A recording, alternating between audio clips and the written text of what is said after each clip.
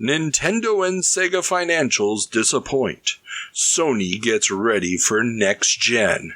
And venture money goes gaga over silliwood.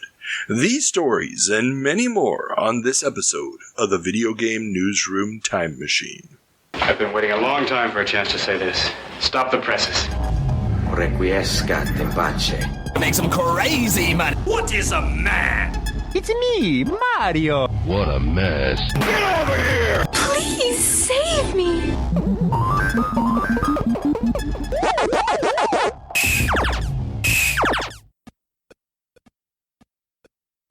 Welcome back to the Video Game Newsroom Time Machine, the show where we travel back in time to find out what was making headlines in the home computer and video game industries of yesteryear. I'm your host, Carl, and I'm joined by everybody's favorite co-host, Alex. Happy to be here, Carl. Excellent. So, before we can turn back the time machine 30 years to May of 1994, it's time for some obligatory podcast banter. What have you been up to? Well, Carl, getting ready for Dragon Con is really the big thing, because at the time of this recording, we are 9 days away from the start of the Dragon Con festivities. That's the Wednesday. Technically doesn't start till Thursday, but Wednesday is the new Thursday, as they say at Dragon Con, and that's when my hotel stay starts. So that's the day I'm counting down to. Very, very cool. And are you going to do a panel again this year? We are. Don't know if this episode will sneak out before or not, but if it does, it will. Jeffrey and I will be my co-host at They Create Worlds, Jeffrey Dom. The two of us will be doing a panel on D&D and video games. Not really a history of D&D video games. It's not about the Pools of Radiances and Baldur's Gates of the world, but kind of how RPG mechanics and RPGs started appearing on computers almost immediately after D&D was published 50 years ago this year, which is why that's the subject. So kind of looking a little bit at how D&D was created, how D&D initially spread, why that spread went very quickly to people on college campuses with access to computers, why those people were very quickly enamored with the whole idea, and how you kind of got some of those first D&D based computer games on mainframes, and then how it spread from there to computers and then to consoles, and then beyond RPGs to be in every genre under the sun, so that today not quite every game has some RPG elements in them, but the vast majority do, including plenty of action games that otherwise wouldn't have anything to do with an RPG format. Interesting, and that is actually a really, really cool jumping off point. You're going to do this all in, 50 minutes? 50 minutes or your money back. Yeah, it's going to have to be a tangent-free They Create Worlds production, but I'm good at sticking to a script. You know, They Create Worlds and this podcast both are very unscripted, and that's where the tangents happen. We have outlines in both cases. Carl here has chosen what we're going to discuss, what the headlines are, and They Create Worlds, I mean, I always outline the topics that I want to cover over the course of the episode, but they're not scripted. Whereas when I give a presentation like that with a time limit, I don't have like a word-for-word script, but I actually have basically a script, and I can stick to that when I need to. Okay. Well, I look forward to it, and you're going to be doing a full episode of They Create Worlds afterwards. Well, on the same topic, right? Well, yeah, a whole 3-parter. That's where we get to do the nice, relaxed version of it. We do a live stream every year where we pick a big topic that will fill 3 episodes, and then do a marathon live stream all day long. We haven't announced the date of that live stream yet because we still have to figure it out. But sometime late in the year, we will do our big live stream, and it'll be a 3-part extravaganza on D&D and video games. So, yeah. Very cool. I'm looking forward to that. Now, before we are done with the banter, though, you did just release an episode of They Create Worlds where you were revising your 100 most influential games of all time. That's very true. I'm going to let you finish, but just to provide a little more context for that. Yeah, so we did our 100 games list 5 years ago. And so it's been a while, and it just kind of made sense to revisit, both in terms of, what biases did we have at the time that maybe blinded us to some things, but also, 5 more years of games history is a lot more opportunity to see how the industry has developed and how some more recent games have been influential on the current development. So it seemed like a good time to revisit, and we did. Which we'll let Carl do here in a second. We did decide to open it up to our listeners. It was originally going to be like we normally do, as two-parter. We knew it was going to be a two-parter. It was going to be part one time, part two the next time, and 1 was ripping stuff out, and 2 was going to be putting stuff in. But decided on the fly, because Jeffrey had done such a good job of arguing and advocating in some places, it would be a fantastic idea to let our listeners listen in as well. So instead of airing parts 1 and part 2 back to back in the same month, we're actually going to do an episode in between, just one of our normal episodes, and then return to the list to give a chance for our listeners to weigh in as well. And it sounds like one of those listeners has some weighing in they want to do right now. Yes, I must take umbrage with one of your changes, which was you had a somewhat lengthy discussion about whether or not King's Quest and Maniac Mansion both deserve to be on the list. Mm-hmm. And I would take umbrage. You ended up dropping King's Quest with Maniac Mansion being the far more important one. You justified it roughly with, point-and-click adventures aren't that important anymore. And I would counter this and say that King's Quest and Maniac Mansion both deserve to be on there for completely different reasons. Mm-hmm. Because I see King's Quest as the first killer game app for the PC. Up until that point, there is nothing else on the PC that is exclusive to the PC that really only the PC can pull off at that point. That is worth playing. And what it also establishes, because it's originally made for the PC Junior, but when it does come over to the regular PC, you can't play it on a bog standard PC. You have to have the color graphics. Yeah. You have to have basically a slightly beefed up system. Wing Commander gets a lot of well-deserved praise for creating you gotta keep upgrading your system to play the latest games. But in many ways, King's Quest is the one that starts that. Yeah. That would be, and also it does one other thing. One major difference between it and the text adventures that came before it. And the visualization of the context sensitivity of where a character is to their ability to interact with things. Mm-hmm. If you play a game like Zork, for example, you're in a certain room. Oh, I'm going to grab this, I'm going to grab that. Very seldom does the context sensitivity of where the character stands in the room influence the actions, influences the triggers. You walked into the room, there's a desk on one side, a mirror on the other side, and I say, look in the mirror. There's no accounting for having to walk over to the mirror.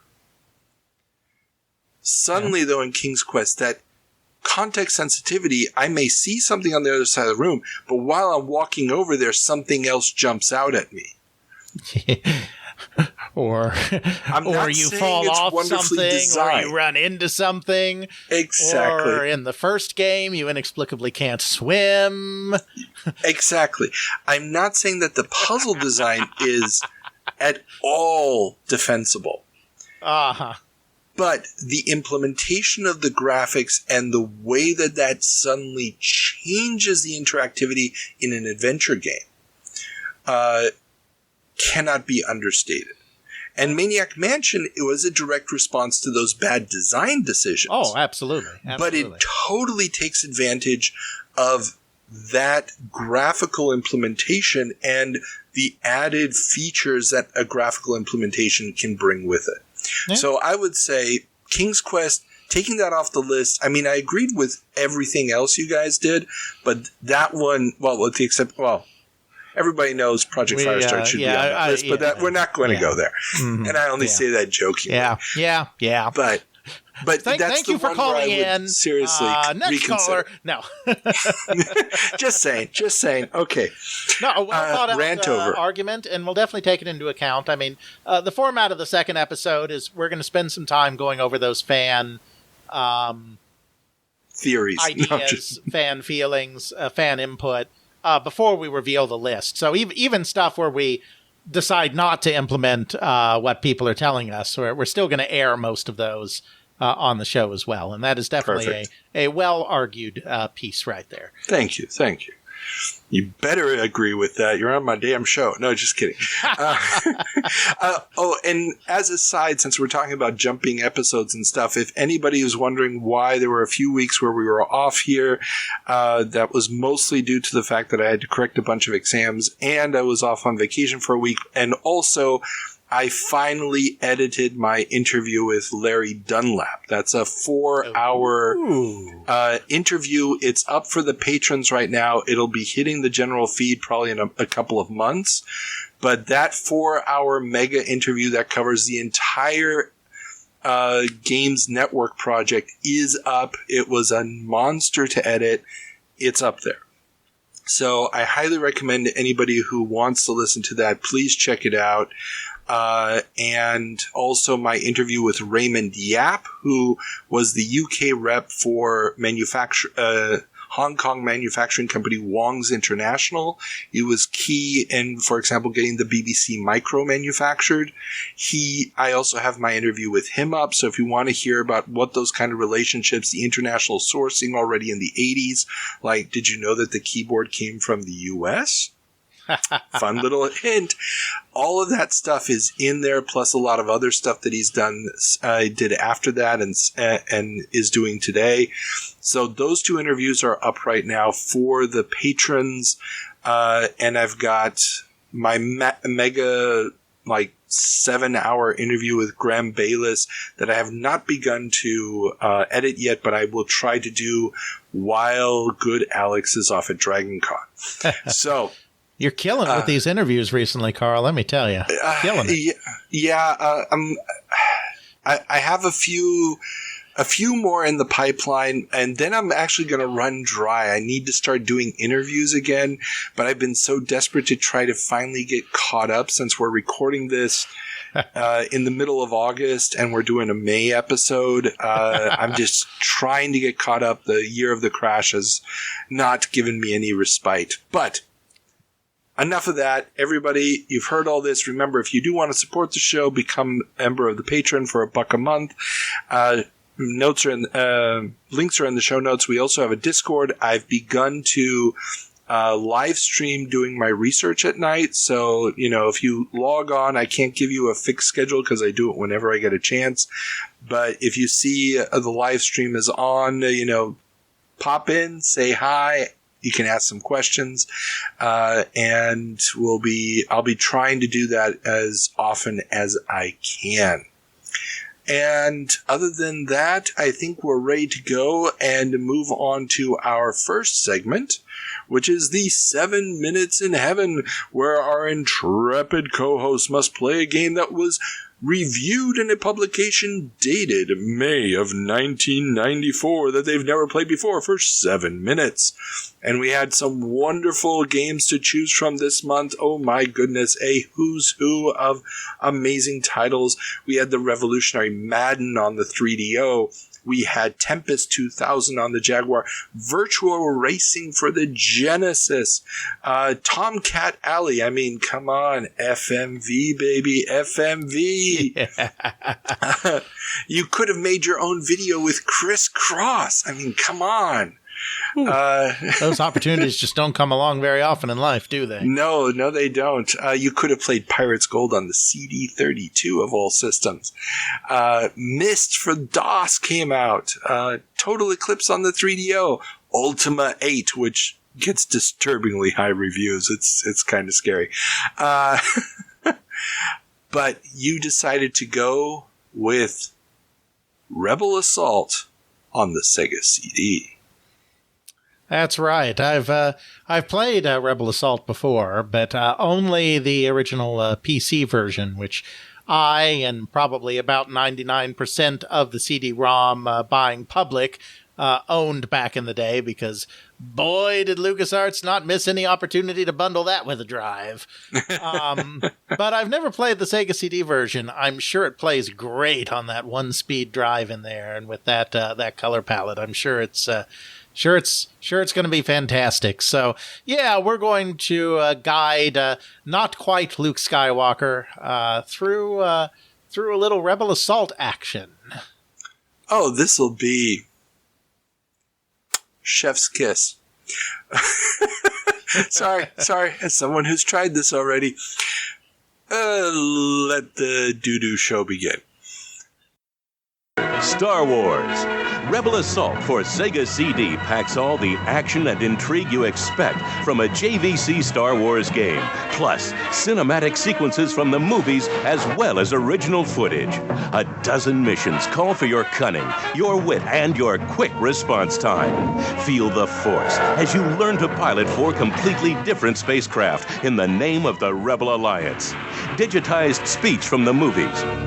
Your report, Commander. We have them, Lord Vader. Within moments, our troops will board their ship. We'll then have the stolen plans back in our possession. And Princess Leia as well. Excellent. I shall oversee her interrogation personally.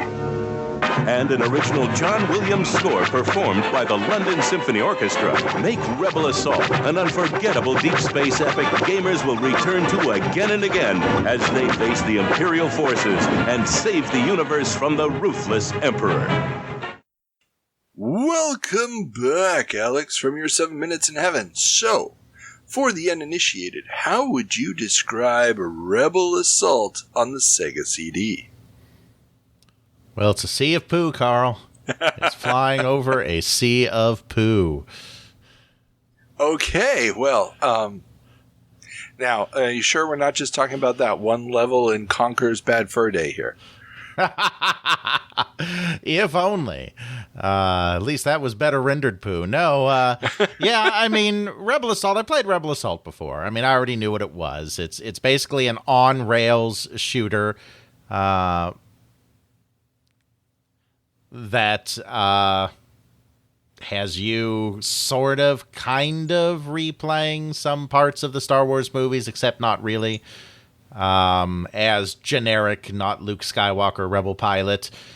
And there's some flying, there's some shooting, there's some crying. And yeah, it was a big deal at the time. I mean, I remember it being a big deal at the time when it was bundled with everything under the sun.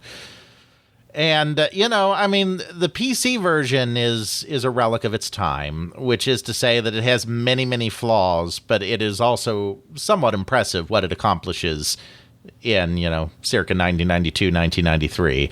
The Sega CD version is not that, because it's on the Sega CD.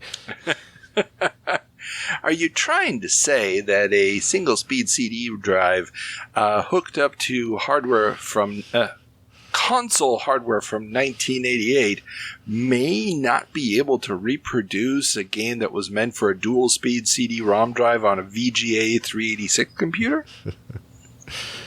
Now that you put it like that, Carl. No, that's exactly right. And, it's interesting to play it, having played the original. It's been many years. I don't remember it super well, but... it is interesting playing it. I mean, it's the same game, but the graphics are so much more horrendous. The ability to kind of tell where you are in the level is just so terrible. And of course, having just a D-pad to use instead of a flight stick, as one would do on a PC back then, as I certainly did on a PC back then, is just not okay, Carl. It's not okay. The kids are not all right. Indeed. Yeah. And for the patrons, obviously, you got to see the video of that playthrough with our commentary.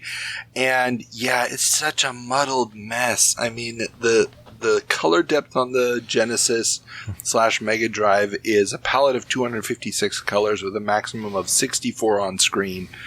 Yeah. And there's not 64 colors on that screen. I mean, that's a maximum if you're using different layers and different sprites. Yeah.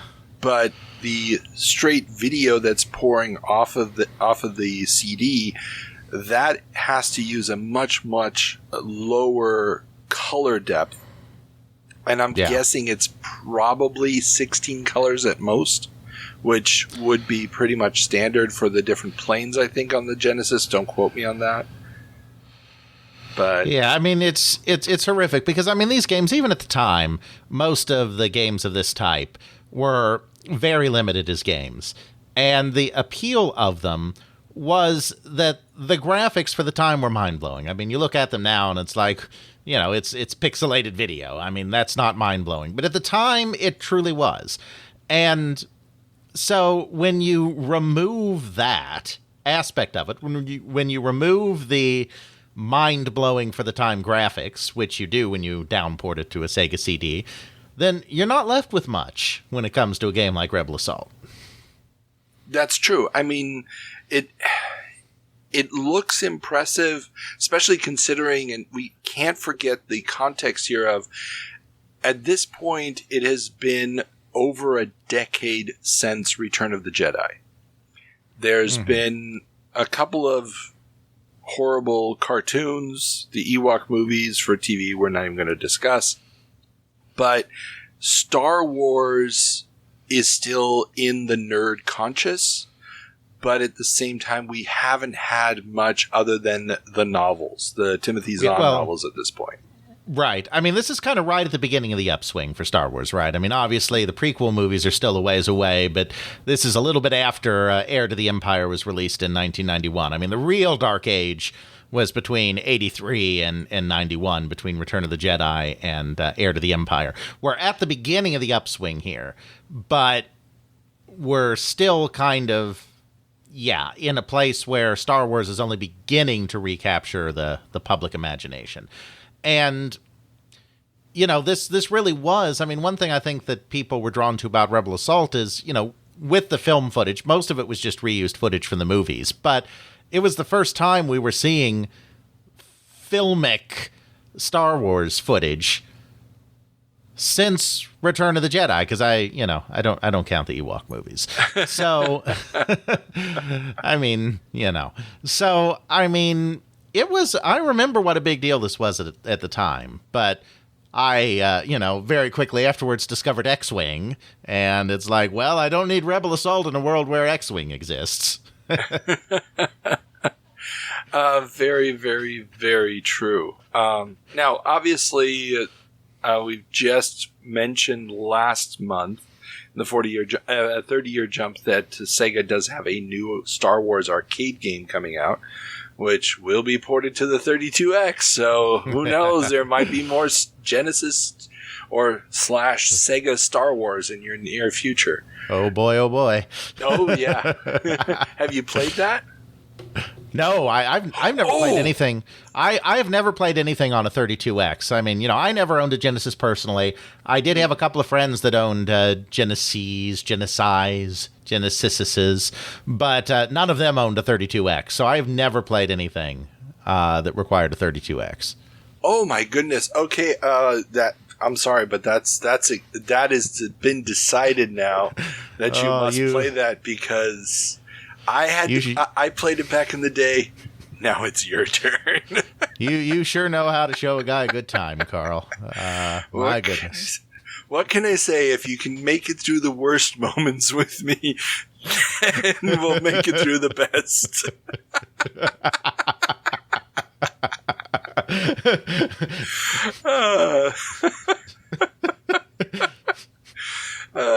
It's sort of the old apocryphal, I think it might be apocryphal story. No, or maybe there was actually letters, but Lincoln's wife, the first time he met her, he apparently or supposedly stepped on her feet as they were dancing with one another, So, that's all I got. How's the old saying go?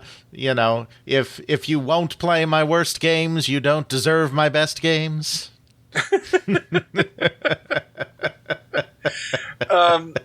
I'm just going to say it's probably not that complicated of an issue, but okay. Yeah, and I just looked here, just a very brief scan of Genesis specs. Apparently, the 64 colors it can do on screen are broken down into sub-palettes with maximum color ranges of 16 colors each. And that would make sense that the streaming video is limited to 16 colors. And I believe I made a comment about how it looked like latter Sierra games for the Amiga, which basically reduced the 256 color graphics down to a very, very computer processed 16 colors. So everything looked like puke. And this was not far from it. So, yeah, that seems to be that. It may have actually been less than 16 colors we were seeing there, just from what we saw. But that is a technical spec that maybe Ethan can solve for us, or one of our listeners can inform us about. Either which way, yay! Okay, with that being said, everybody, would you recommend this game to modern players?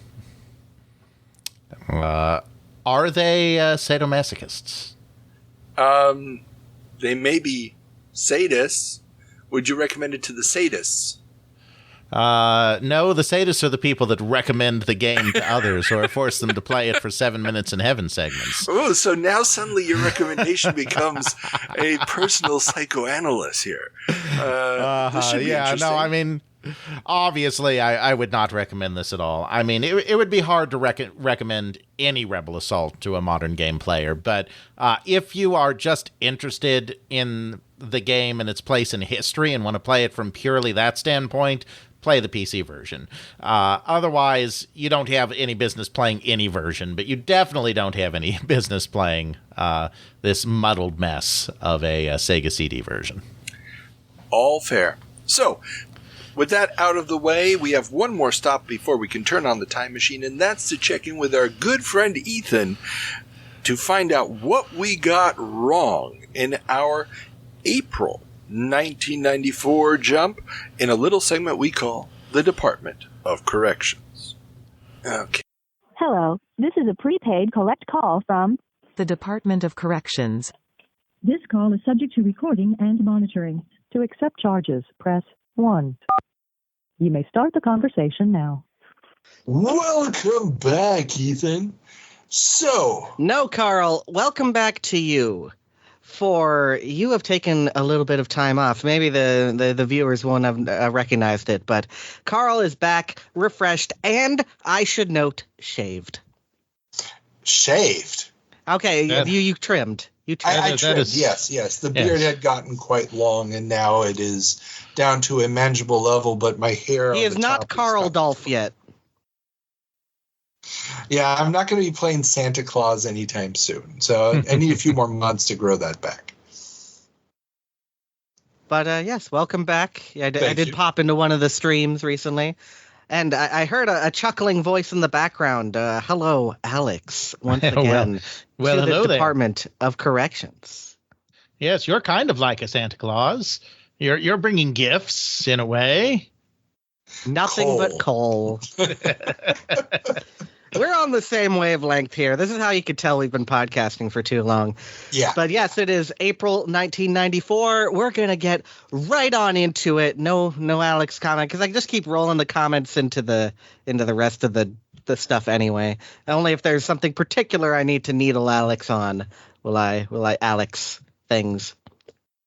So, you're strapped in your chairs? Ready to go? Ankle cuffs secure? What kind of DOC is this? Okay. On we go. So, Carl made the snafu. He corrected it, but I need to point it out. Jack did not buy a division of Atari. It was assets. as he later said. Yes. Sorry. Jack Tramiel. I should clarify. Jack we're referring about. I thought you were referring to Jack Commodore, Secret Agent. Now that's a deep cut right there. And while we're on the subject of Atari Corp, so this patent situation, which you discussed a little bit, I've looked a little bit into this. I don't have any internal paperwork on this stuff or anything, but here's what I understand as far as the Atari Corp patent situation goes. So it appears that initially, when Atari Corp was formed, they did not get the rights to any of Atari's patents. But their lawyers later came back and argued that part of the sale should have constituted some things that, that Atari had trademarks on that were important to what they were doing. So starting in 1987, there were several waves of patent transfer from the original Atari Games, over to Atari Corp. The 114, the infamous football scrolling patent, was originally assigned to Atari Games before Atari Corp was granted it only in 1991, after which I assume they immediately started suing, or, that sounds pointing about legal right. action. Yes. Don't know how they were able to argue to get this. They didn't get everything from Atari Games, though, as Dave Shepard, one of the people who carried over from Atari Inc. to Atari Games, told me, his perspective was Atari Games got all the liabilities and Atari Corp got all the assets. So, I mean, you don't mess around with Jack. When Jack comes, he attacks. They also didn't get all the liabilities. Trust me, there wouldn't have been an Atari Games if they did. Though, of course, the funny thing of Atari Corp being purchased for debt, that's a thing. When the June episode rolls around, you need to dig it. Now that we have the agreement papers. You really need to look into it, Carl. Maybe we can even do a short special. Send me a link to those again, yes, because I do have to read through those before we do that, and that is the next episode. So, okay, yeah, I got some good corporate shenanigans coming up there.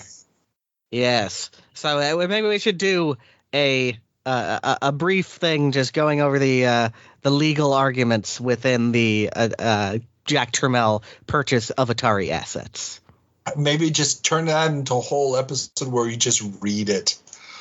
I don't think anyone's going to stick around for that, Carl. Even with all the other stuff we've done. Does anyone stick around for these 5-hour marathons anyway? Only the hardest of the hardcore. Prove it. Prove you really love us. All right. Well, swinging back around to April 1994, you discussed some Blizzard things, and Davidson and Associates had already purchased Blizzard. The date, as such, is not on Wikipedia, but I found a newspaper article that actually states when they bought Blizzard.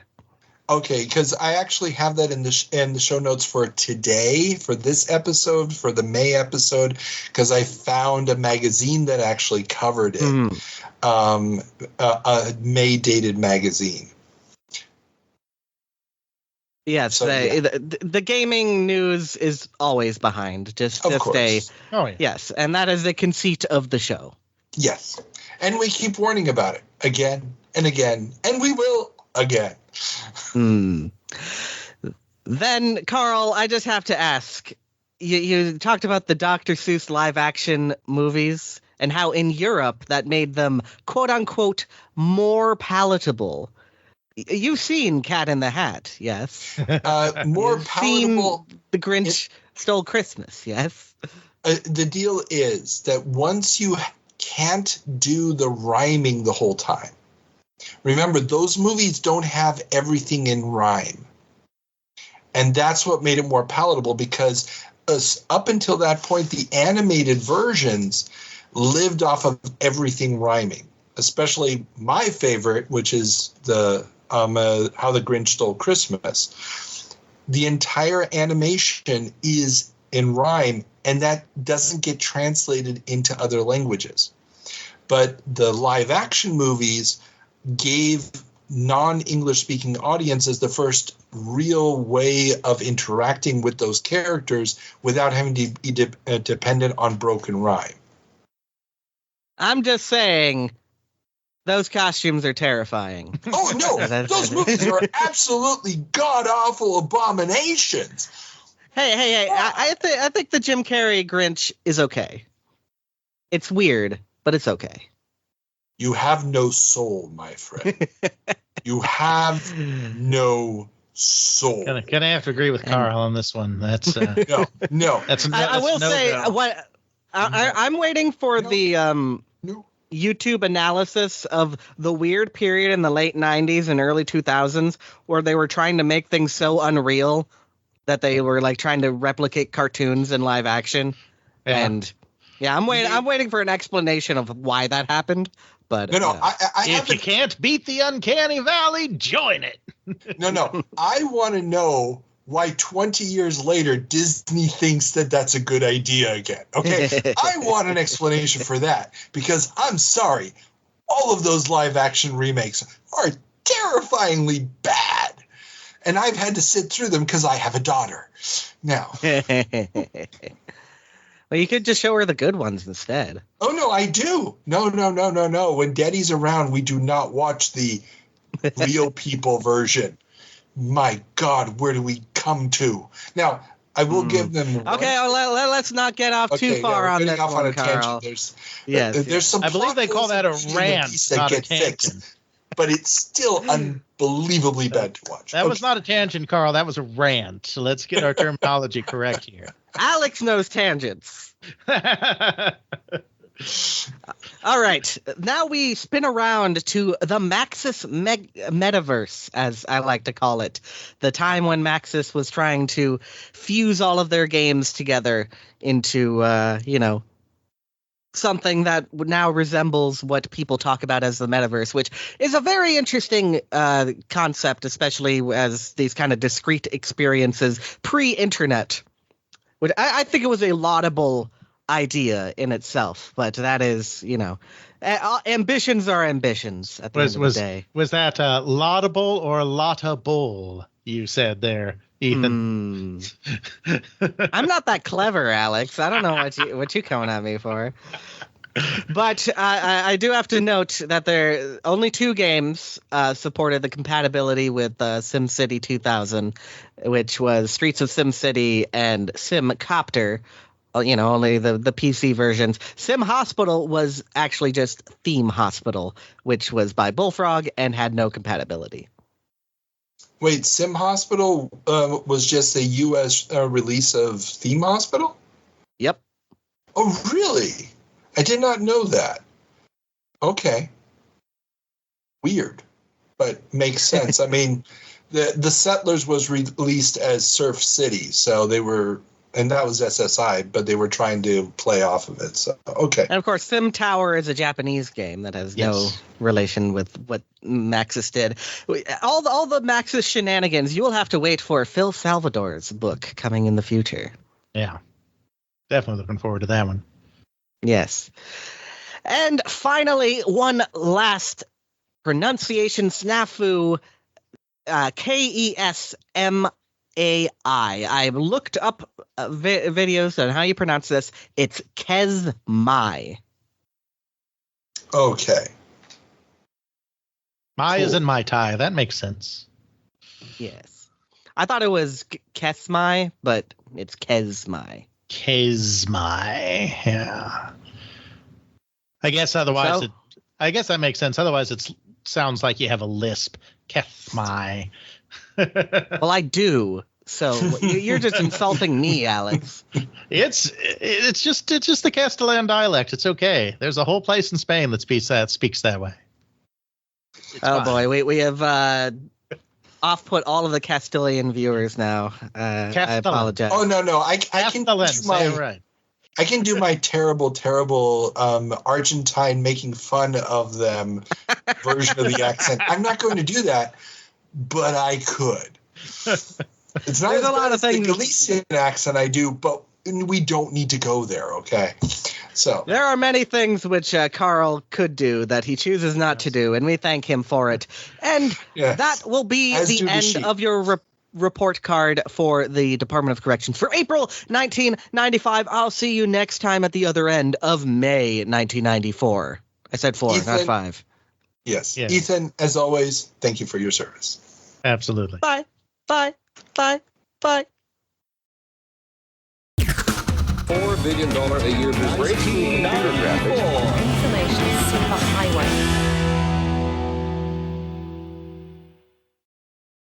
Welcome back to May of 1994.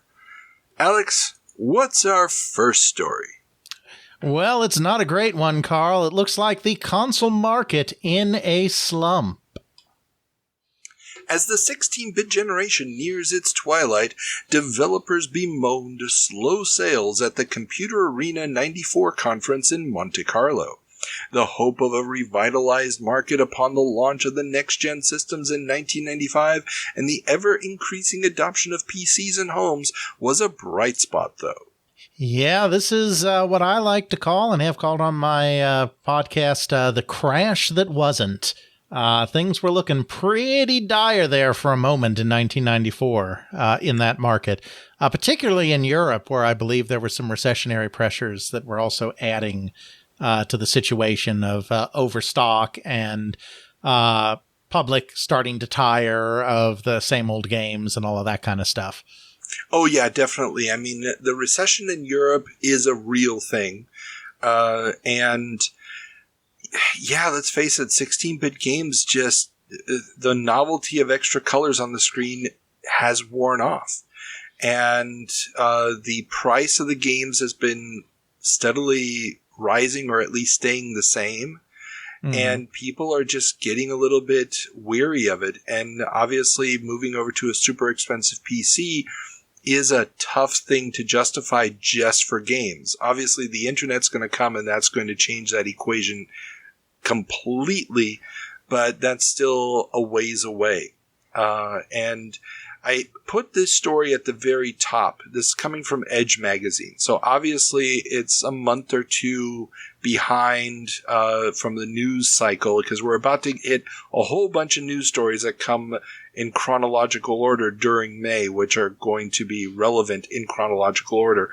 But this general malaise that's hanging over everything in the first half of 94 really does give context to a lot of the stuff that we're going to be talking about moving forward.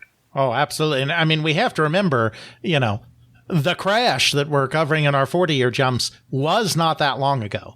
Yes, there had been a mostly successful transition from 8-bit systems to 16-bit systems, but there were still a lot of people that said it was only a matter of time before that repeats, that video games at the end of the day are very shallow, that they will never be more than a fad, and history is going to repeat itself. So obviously we focus on what they're saying in both the general papers and the gaming papers, gaming mags. The gaming mags aren't going to quite go that far, but you're going to be getting rumblings in the general news that it's like, is this happening again? This is happening again, isn't it?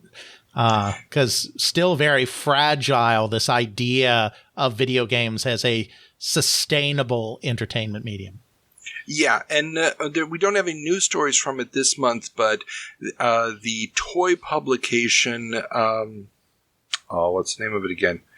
Playthings? Or thank you, yes. One? Yeah. Yeah, so the toy retailer publication Playthings, and we've talked about this before on the show, they've always got every month this wonderful roundup of regional sort of, snapshots of the moment of, what's hot in this region, what's hot in that region. Only one of, I think, the 7 regions has even a slight mention of video games this month. Yeah. Nobody's even talking about them. They are completely irrelevant for the toy industry at this point.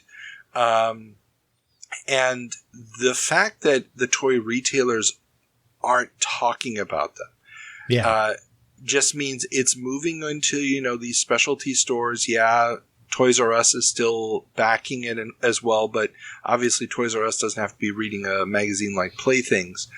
But yeah, there's a definite feel that there's something, it's just not that exciting. No, and you're right about, it's about to move really out of the non-Toys R Us toy stores and more into the specialty stores, because this is about the time, I think it's about another year or so after this, but this is about the time that my local Best Buy started carrying video games. They always carried PC games, but my local Best Buy had never had a video game section. And then I think it was probably about another year and a half after this, but, I'm sure the trend was already starting in other parts of the country before it hit my part of the country. They renovated the Best Buy. They turned it into a quote-unquote superstore. And for the first time, Best Buy had video games.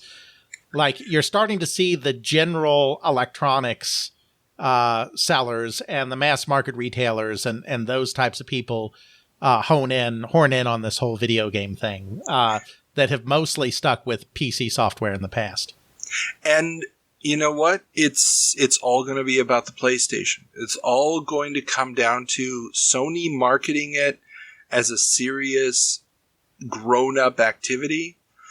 And again, another suggestion for your list, Battle Arena Toshinden.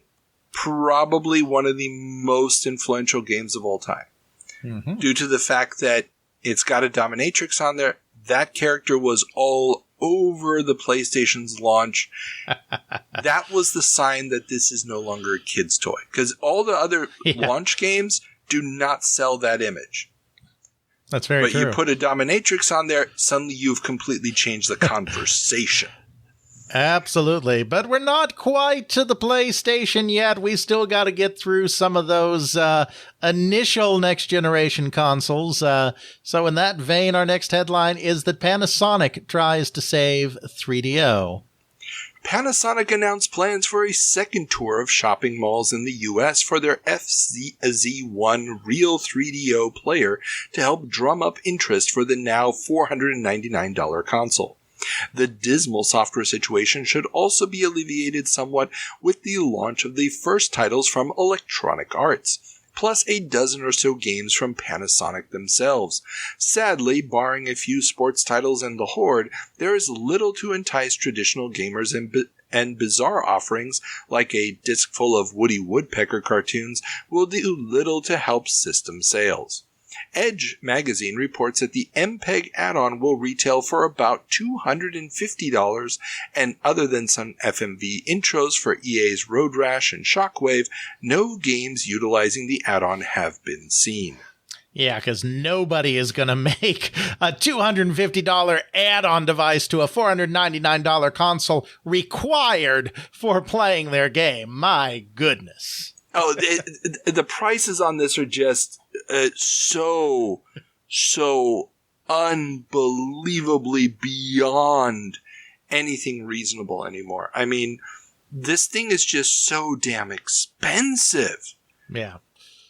And the software is not impressing anybody at this point. Well, and it's so limited in what it can do for how expensive it is as well, because it of course, it was like, well, what if we... Well, two things. First of all, what if we combine the set-top box with the video game system? And then the second thing was, what if we don't charge much in the way of licensing fees and royalties for companies to publish on our console and subsidize the hardware sales? And, you know, the second one's probably more of a problem than the first one. But, you know, you compare something like the 3DO to the PlayStation or even the Sega Saturn. Even the Sega Saturn, which is $100 cheaper and a more capable video game console. And it's very clear that trying to combine the set-top box idea of a CDTV or a CDI with a video game system is just not going to give you great functionality for the price. You have to really focus on having every last inch of silicon that you have in that thing dedicated to the process of doing video games. It's the only way to make it even remotely cost effective. Exactly. And let's face it, as much as I want to defend them, it's the Amiga philosophy is in there. And that is all about, let's do things like on the Atari 2600. Let's make sure that we are manipulating each pixel on the screen as opposed to thinking about, well, what's important for a game? In a game, right. I got to be moving a lot of objects. I need to be able to think of, the environment needs to be active. And it's not just about creating a couple of interesting tricks on the screen. And it impacts the way that the games run in such a dramatic way, especially on this move to 3D, which clearly they knew was coming. Right. Now, granted, it's going to give companies like EA a great place to test run ideas. I mean, like we said, this month we get reviews of both Super Wing Commander on the 3DO, and we also get, Total Eclipse, but that's not EA, and Madden Football, which if you've ever played Madden Football on the 3DO, it is I saw it when it first came out. I saw it in an in-store demo, and I just was like, what the hell? And I remember my dad. My dad is not a video game player, but he looked at it, and he saw the camera moving around, and he saw everything zooming in. And I was like, that looks like a real game. It looks like TV, and it really does. It feels like TV, even more so than the PlayStation versions would later. I mean, the textures are a little greener. Everything looks a little bit more like a TV broadcast, which doesn't also make it the most readable thing in the world, unfortunately. Sure. But yeah, it really is a freaking amazing piece of tech. It's just saddled on a machine that I'm sorry, but you're asking for Neo Geo prices without Neo Geo performance or games. So, it's just not going to happen. Exactly. Okay. Let's move on. We have so much more still to cover. Yes. And in another sign of these times in the industry, Nintendo loosens minimum cart order rules in Japan. Yes. Now, this is a report from May 2nd from the Nikkei Weekly. Nintendo Company has halved the minimum order for Super NES game carts for third parties from 10,000 units to just 5,000, according to the Nikkei Weekly. This is seen as a boom to smaller developers who could find themselves in financial straits as half of the order price was due upfront and inventories could quickly back up. Nintendo's 2,000 yen or $20 commission fee per cartridge remains unchanged, though, despite rising competition from the likes of Matsushita and Sony, which are offering much smaller fees for their upcoming CD-based systems, with Matsushita charging 800 yen, so about $8 per CD, and as a commission for 3DO games, while Sony is limiting their apparently to between 300 and 900 yen. Nintendo's move, together with its previous relaxing of its 3 games per publisher per year rule, is expected to increase the number of titles released for the Super Famicom from the 269 released for the system in 1993. Yeah, I think this is clearly a response to Sony entering the market, because there had always been a group of developers that during this period that primarily stuck to Japanese personal computing platforms that just did not have the financial capital to get in on the whole Famicom, Super Famicom thing. And Nintendo was fine with that. They didn't care because they ruled the roost, and the companies that were willing to pay would reap the rewards, and the ones that weren't could stay on their piddly little PC platforms. But now that you have really more Sony than Matsushita, even though obviously they're both mentioned here, coming in at a much lower price, suddenly all of these companies that have built up a lot of expertise on PC platforms, and there's some pretty decent companies like Falcom that meet this definition. Not that they never released on console platforms, but largely stayed away from them. I think this has to be a reaction to try to get those companies on board. They're not dropping the price because they're still Nintendo, but they're saying, okay, fine, you can do a lower order. Yeah, and I think that, I think they're just getting a little bit desperate, as we'll see. I mean, their numbers are down, and they just need to get more production into the pipeline. Yeah. Sales are down, so maybe we can get some more companies in here, and that'll just keep the presses going for a little bit longer. The article gives some interesting numbers on top of this. So it says that the Japanese video game market was estimated to be worth 411 billion yen in fiscal 1992. So, it's about 100 to 1 at this point in time. I looked it up. So we're talking about $4 billion. But the latest big hit, Final Fantasy VI, chalked up sales of 20 billion yen in just 2 weeks. So, you got 411 is the total market. You got one game generating 20 of those 411 billion. Yeah. And it's kind of insane. Absolutely it is. And the markets are certainly taking note as Nintendo stock keeps dropping. The drop in Nintendo company stock after their revised earnings published back in October of 1993, when they warned that their revenue would drop from an expected 170 billion yen to just 121 billion, has not abated. The stock fell from 9,400 yen to just 7,000 by the end of 1993 and has lost an additional 9.5% in the first 5 months of the year, despite the overall Nikkei rising by 12.3%. The ongoing recession in Europe, strong foreign competition from Sega, and looming 32-bit machines have investors spooked that the once king of the video game market has lost its way. Yeah, I mean, that sums it up pretty well. I mean, this was a company that was basically seen as invulnerable in Japan. They just completely dominated the market, particularly in the home country, and that market was very lucrative. But now we have that market starting to turn.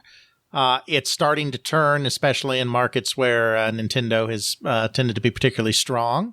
And while they're still very profitable, the markets are just not used to this being a company revising down earnings. And they're letting them know this is not okay. Yeah. And also we have to, they've been concentrating the last couple of years on the Super Nintendo, but one of the things that I haven't had to do for these 30-year jumps in quite a while is have news in the handheld section. Right.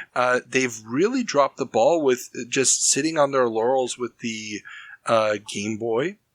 Mm-hmm. And there's just no major news coming about that system. And that would really be a place where, especially in a recession like this, where, a little bit cheaper might sell a lot more units, they're not jumping on that at all. Instead, they're making games that are even more expensive, like Final Fantasy VI. Yeah, well, it's funny looking back, because it's hard to believe now, but Nintendo was not a believer in the handheld market back then. I don't know exactly what their mindset was in the 1994 period, but I do know from Florent Gorge's excellent work on the Game Boy, development of the Game Boy, that if the Super Famicom had not been severely delayed, the Game Boy would have probably never even launched. Wow. Nintendo management, upper management, just did not care. And I imagine that some of that, the fact that they were so late in coming up with a successor, and obviously had no idea that Pokemon was going to magically, reverse the fortunes of the system. There was no way to believe that suddenly a single piece of software, or two, if you want to get technical, pieces of software could turn around that market. It seems at this point, at all intents and purposes, they're just happy to let that market die. And I have to imagine it's that same lack of interest in that handheld market that almost prevented the system from seeing release in the first place.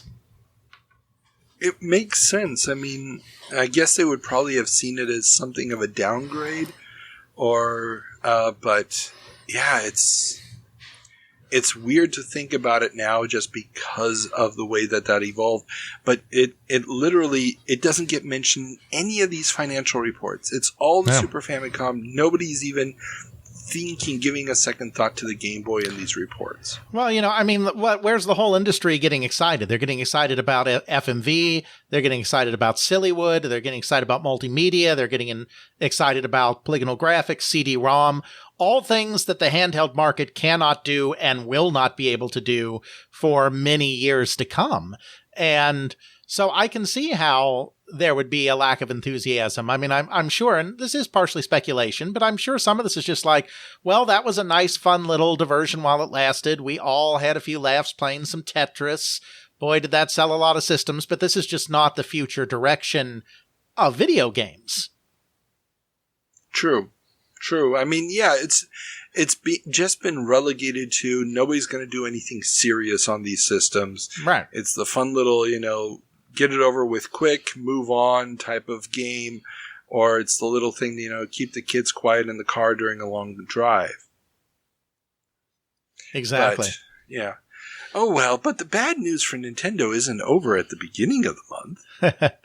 No, indeed. This one may sound like good news, but as you read on, not necessarily a great thing to report that Nintendo is a top earner. Nintendo company in Japan, this is May 18th, has cracked the list of top 10 earning companies in Japan, coming in at 6 with 168.4 billion yen, up 13.3% over last year. This is in part due to the fall of many Japanese banks from the top of the list due to the collapse of interest rates and loan defaults.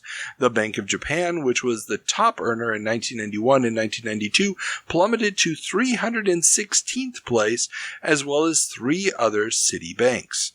Sega moved up to 61st place from 125th. Yes, we are well into the collapse of the bubble economy now. I mean, the bubble economy has collapsed, and we are in this really wonky period of massive, massive deflation that will not stop no matter what the Japanese government tries to do, and of course, eventually leads to the even bigger Asian financial crisis in around 1997. Yeah. The entire... And we've talked about this on the show many times. It goes a little bit beyond video games, but it's very, very instructive for how the markets are going to develop over the next few years. But this accounting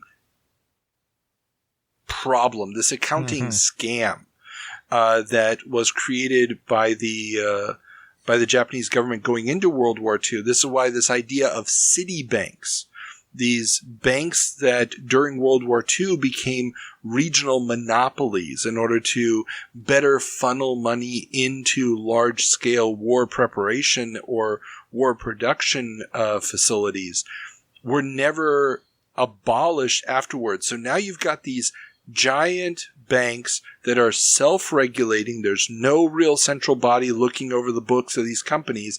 And the banks are supposed to be taking a look and only lending out when the books look good. Mm-hmm. But in the meantime, these banks have been sitting on the boards of these companies.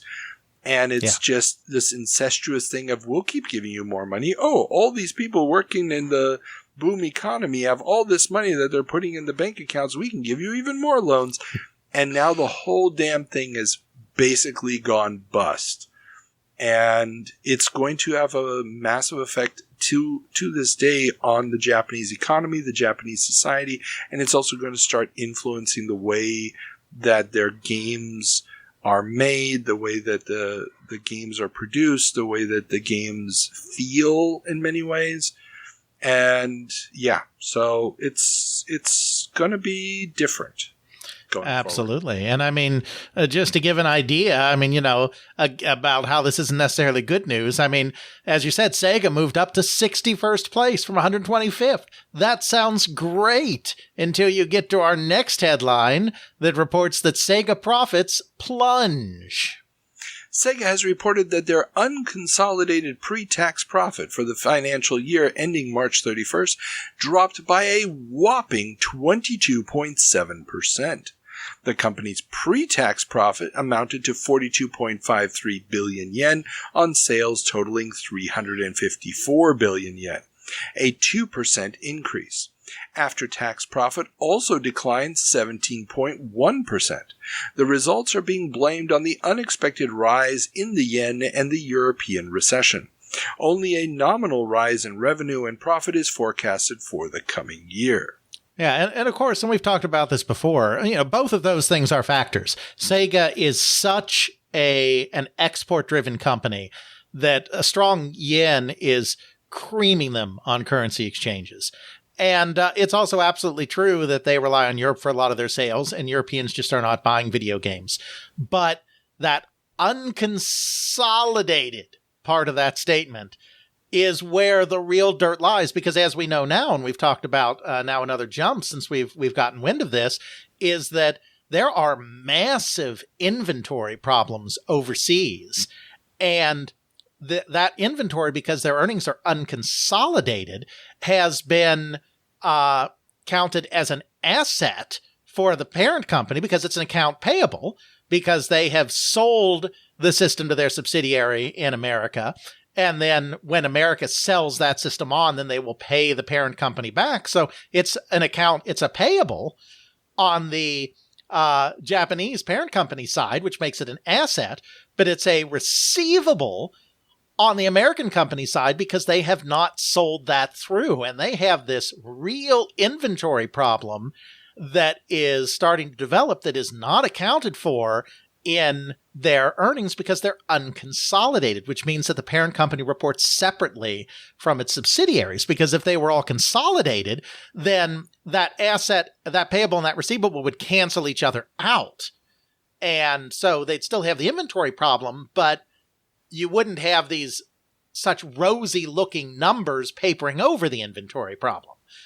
And yeah, that's the real thing that's about to kill Sega here. And it's something we really didn't know much about at all until a fellow named John Harrison really started translating some testimonials and from Sega executives and some articles from Japanese newspapers. It's getting ugly at Sega right now. Oh, yeah, definitely. And the fact that they are showing a 2% increase in pre-tax profits, but after-tax profits are 17.1% down. Yeah. Yeah, that's bookkeeping shenanigans all over the place. And I think that Sega is this house of cards that's about to come crashing down because, like I said, the Japanese market simply has, at this point, virtually no controls on the bookkeeping of corporations. Yeah. It's wild. Yeah, and absolutely wild. It's so across the board, it's insane. Yeah, because this is all legal. I mean, nothing that Sega is doing here to paper over their inventory problems in the West is illegal. It is all according to Japanese accounting principles. Yeah. There's no Enron or WorldCom nonsense going on here. It's all nice and legal. Yeah. Had they still been a subsidiary of Gulf and Western, though. Indeed. But as one titan falls, another rises, as Sony Computer Entertainment of America formed. And this is happening now on the 19th. So the Nintendo being reported as the top earner and Sega's bad numbers all come out on the same day. Now, here on the very next day, the New York Times reports that Sony announced on May 18th that they had formed a new company, Sony Computer Entertainment of America, to market a new CD-based game system starting in 1995. The system will be called PlayStation. Atari and Worlds of Wonder vet Stephen Race has been appointed Executive Vice President and General Manager of the new division. Yeah, obviously there'll be a lot more to report on the doings of a certain SCEA as these jumps go on. But there's just one thing I wanted to point out at the very beginning, which is kind of fascinating. I can't remember if I've mentioned it before on this show, but I've certainly mentioned in other places. You would assume, because there is Nintendo and Nintendo of America, and Sega of America, and Sony Computer Entertainment, and Sony Computer Entertainment of America, that Sony Computer Entertainment of America is the American subsidiary of Sony Computer Entertainment in Japan. And you would actually be entirely wrong in that assumption, because Sony Computer Entertainment in Japan is a joint venture between Sony and Sony Music. And Sony Computer Entertainment of America is a division of Sony Electronic Publishing, which is a division of Sony USA. And so there are no lines between them at all. So we're going to see some tensions between these two branches as our jumps continue. And the big reason for these tensions is the people at Sony Computer Entertainment in Japan, Ken Kutaragi and his folks, have a very definite idea of what the new world order of video game consoles and video game console marketing and pricing and royalties and everything else is. And Sony Computer Entertainment of America, staffed by a lot of vets of places like Atari and Worlds of Wonder, have their own idea about how all of these things work. And the people in Japan cannot impose their will on the people in America because eventually you get to Norio Oga, the CEO, and he's in charge of everybody. But there are no lines of direct reporting between Sony Computer Entertainment of America and Sony Computer Entertainment Incorporated in Japan. A couple of years later, this is going to change. I mean, that's not the way it is today, and it's not the way it's been for most of SCEA's existence. But it's just a good thing to keep in mind as we start here, that they are answerable up through Olaf Olofsson at SEP and then Mickey Schuloff at Sony USA. They are not answerable to the management team of Sony Computer Entertainment in Japan. Interesting. Do we know why they decided to go that route? Well, just internal company politics, I think. I mean, it's just the way all of the divisions were formed. I mean, there was already an existing infrastructure for video games and multimedia products that have been established in the United States that Mickey Schuloff, the head of Sony USA, believed in very strongly, and so and he was very influential at the company until his dramatic fall from grace, which is coming up. Whereas PlayStation in Japan was the redheaded stepchild, and the reason it was a joint venture between Sony and Sony Music is because most of the managers at Sony wanted nothing to do with it at Sony proper. And so I think it's just the politics around who had power bases in which regions had more faith in the product. It's corporate shenanigans at its finest. It's not like it was set up that way because this was thought to be the ideal way to do a worldwide video game system launch. It's just Sony was a very political company with a Byzantine corporate organization. Gotcha. Okay. And since we're still on the timeline, we have this announcement coming out on the 19th. What is the New York Times reporting on the 21st? Well, Carl, it seems that the 3DO shares collapse.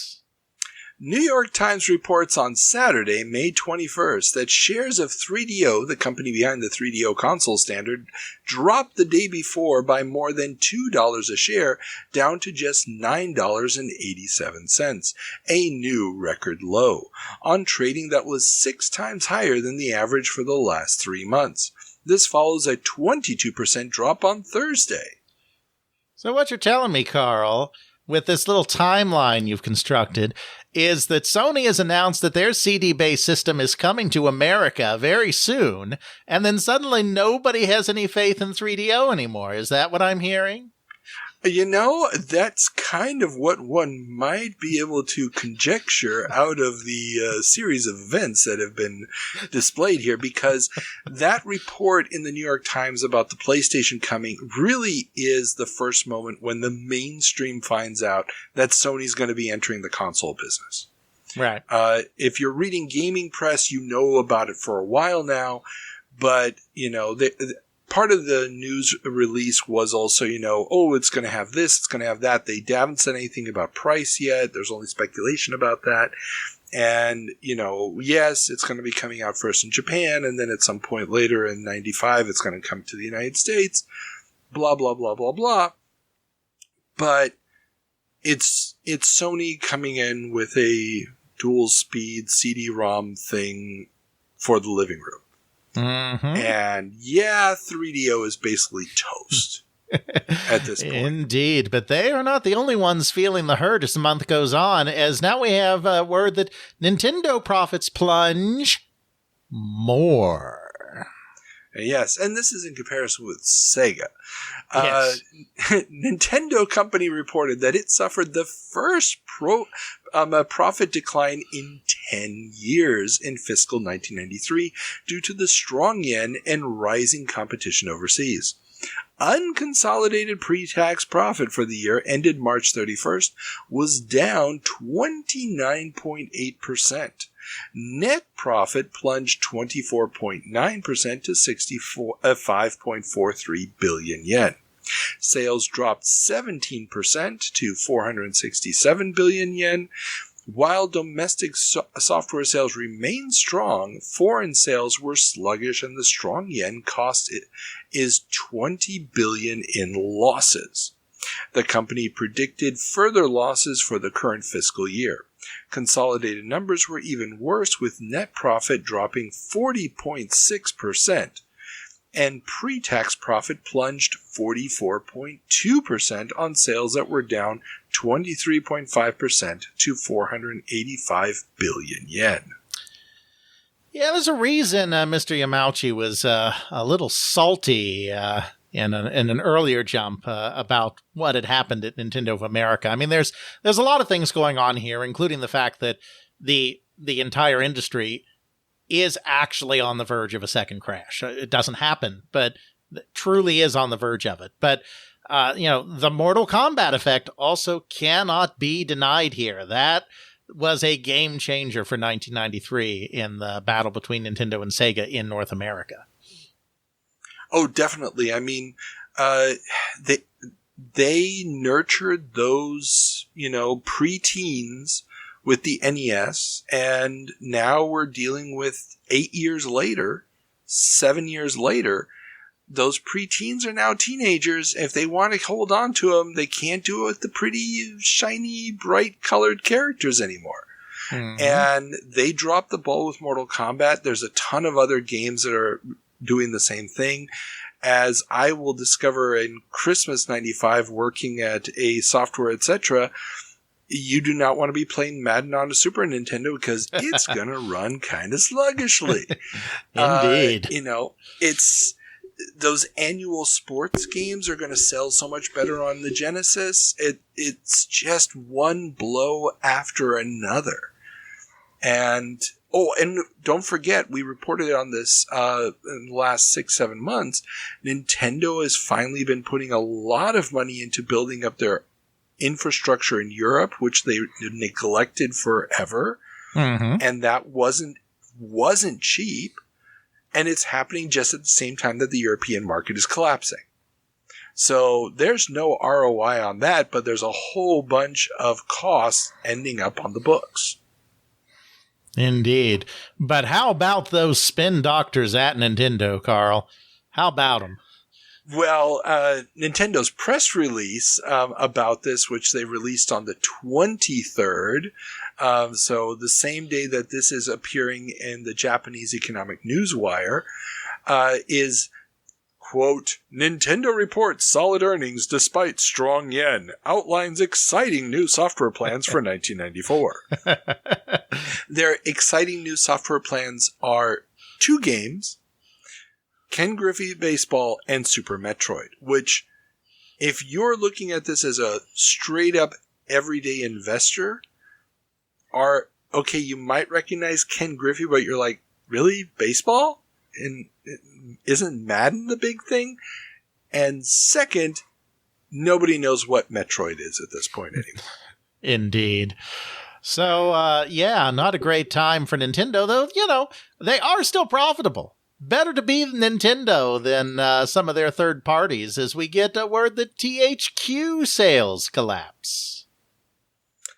Game publisher THQ reported that sales in the first quarter of 1994 dropped from $12 million in 1993 to just $5 million in 1994. $2 million of the $5 million was generated by their discontinued toy line. The main culprit was lower SNES sales in the US and Europe.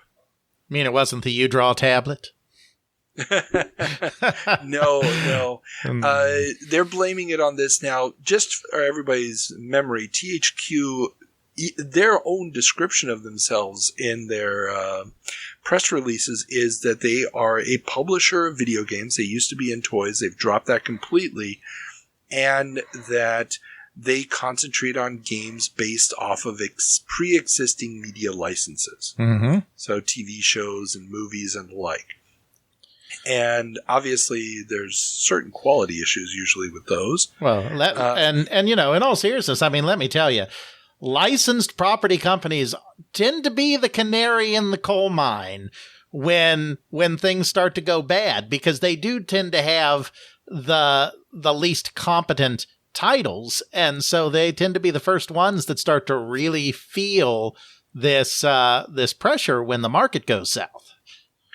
That, and they also appeal to the more casual player who's just going to buy something based on recognizing it. And if the casual player is not dropping money on games anymore, aka not the hardcore, is still going to be buying games. If you're losing them, then you're seeing a dramatic decrease in the buying public's numbers. Yeah, and THQ's in for a world of hurt, and you know, it's really, you know, this is a story that'll play out over several years. This isn't an overnight thing, but really what happens is, you know, company founder Jack Friedman's going to be forced out. He's going to found Jack Specific, and then he's literally going to save THQ by giving them the video game license to the WWF, which Jack Specific has the toy license for. That's what's going to play out over the next few years, but this is kind of the start of it, and just shows how bad, like you said, that casual market of video game players is starting to diminish. Exactly, especially at the very expensive cart prices. I mean, if you're dropping $40-$50 for, well, I mean, last time you played Rocco's Modern Life, that's gonna hurt. Now, in a slightly related note, I just put it here as an extra note, Gary Kitchen's Absolute Entertainment also reports that the general downturn in the market has hit them, and they have, quote, higher than anticipated inventory levels of certain titles, end quote, and expect a loss in the second quarter. That's a phrase we're going to hear a lot of in the coming months. Yes, the higher than anticipated inventory levels. It's of certain titles, not all the titles. It's so fascinating to me how this market was essentially exactly the same as the market in 82, 83. Low, you know, too many companies in, lower quality titles that people didn't want, saturated market, a computer market chugging along and drumming up interest. It's like, obviously there are differences too, but it's amazing how close the market conditions were right here in 1994 to what they were in 1982, 83. And I think one of the big differences was you didn't have the toy buyer reaction that you had 10 years earlier, because the smaller toy companies are simply not in the business anymore. Right. You don't have so many mom and pops going deep into debt buying up video game inventory.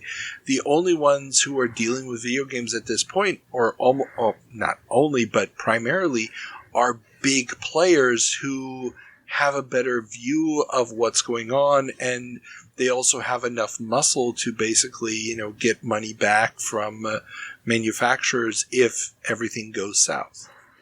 Indeed. Yeah.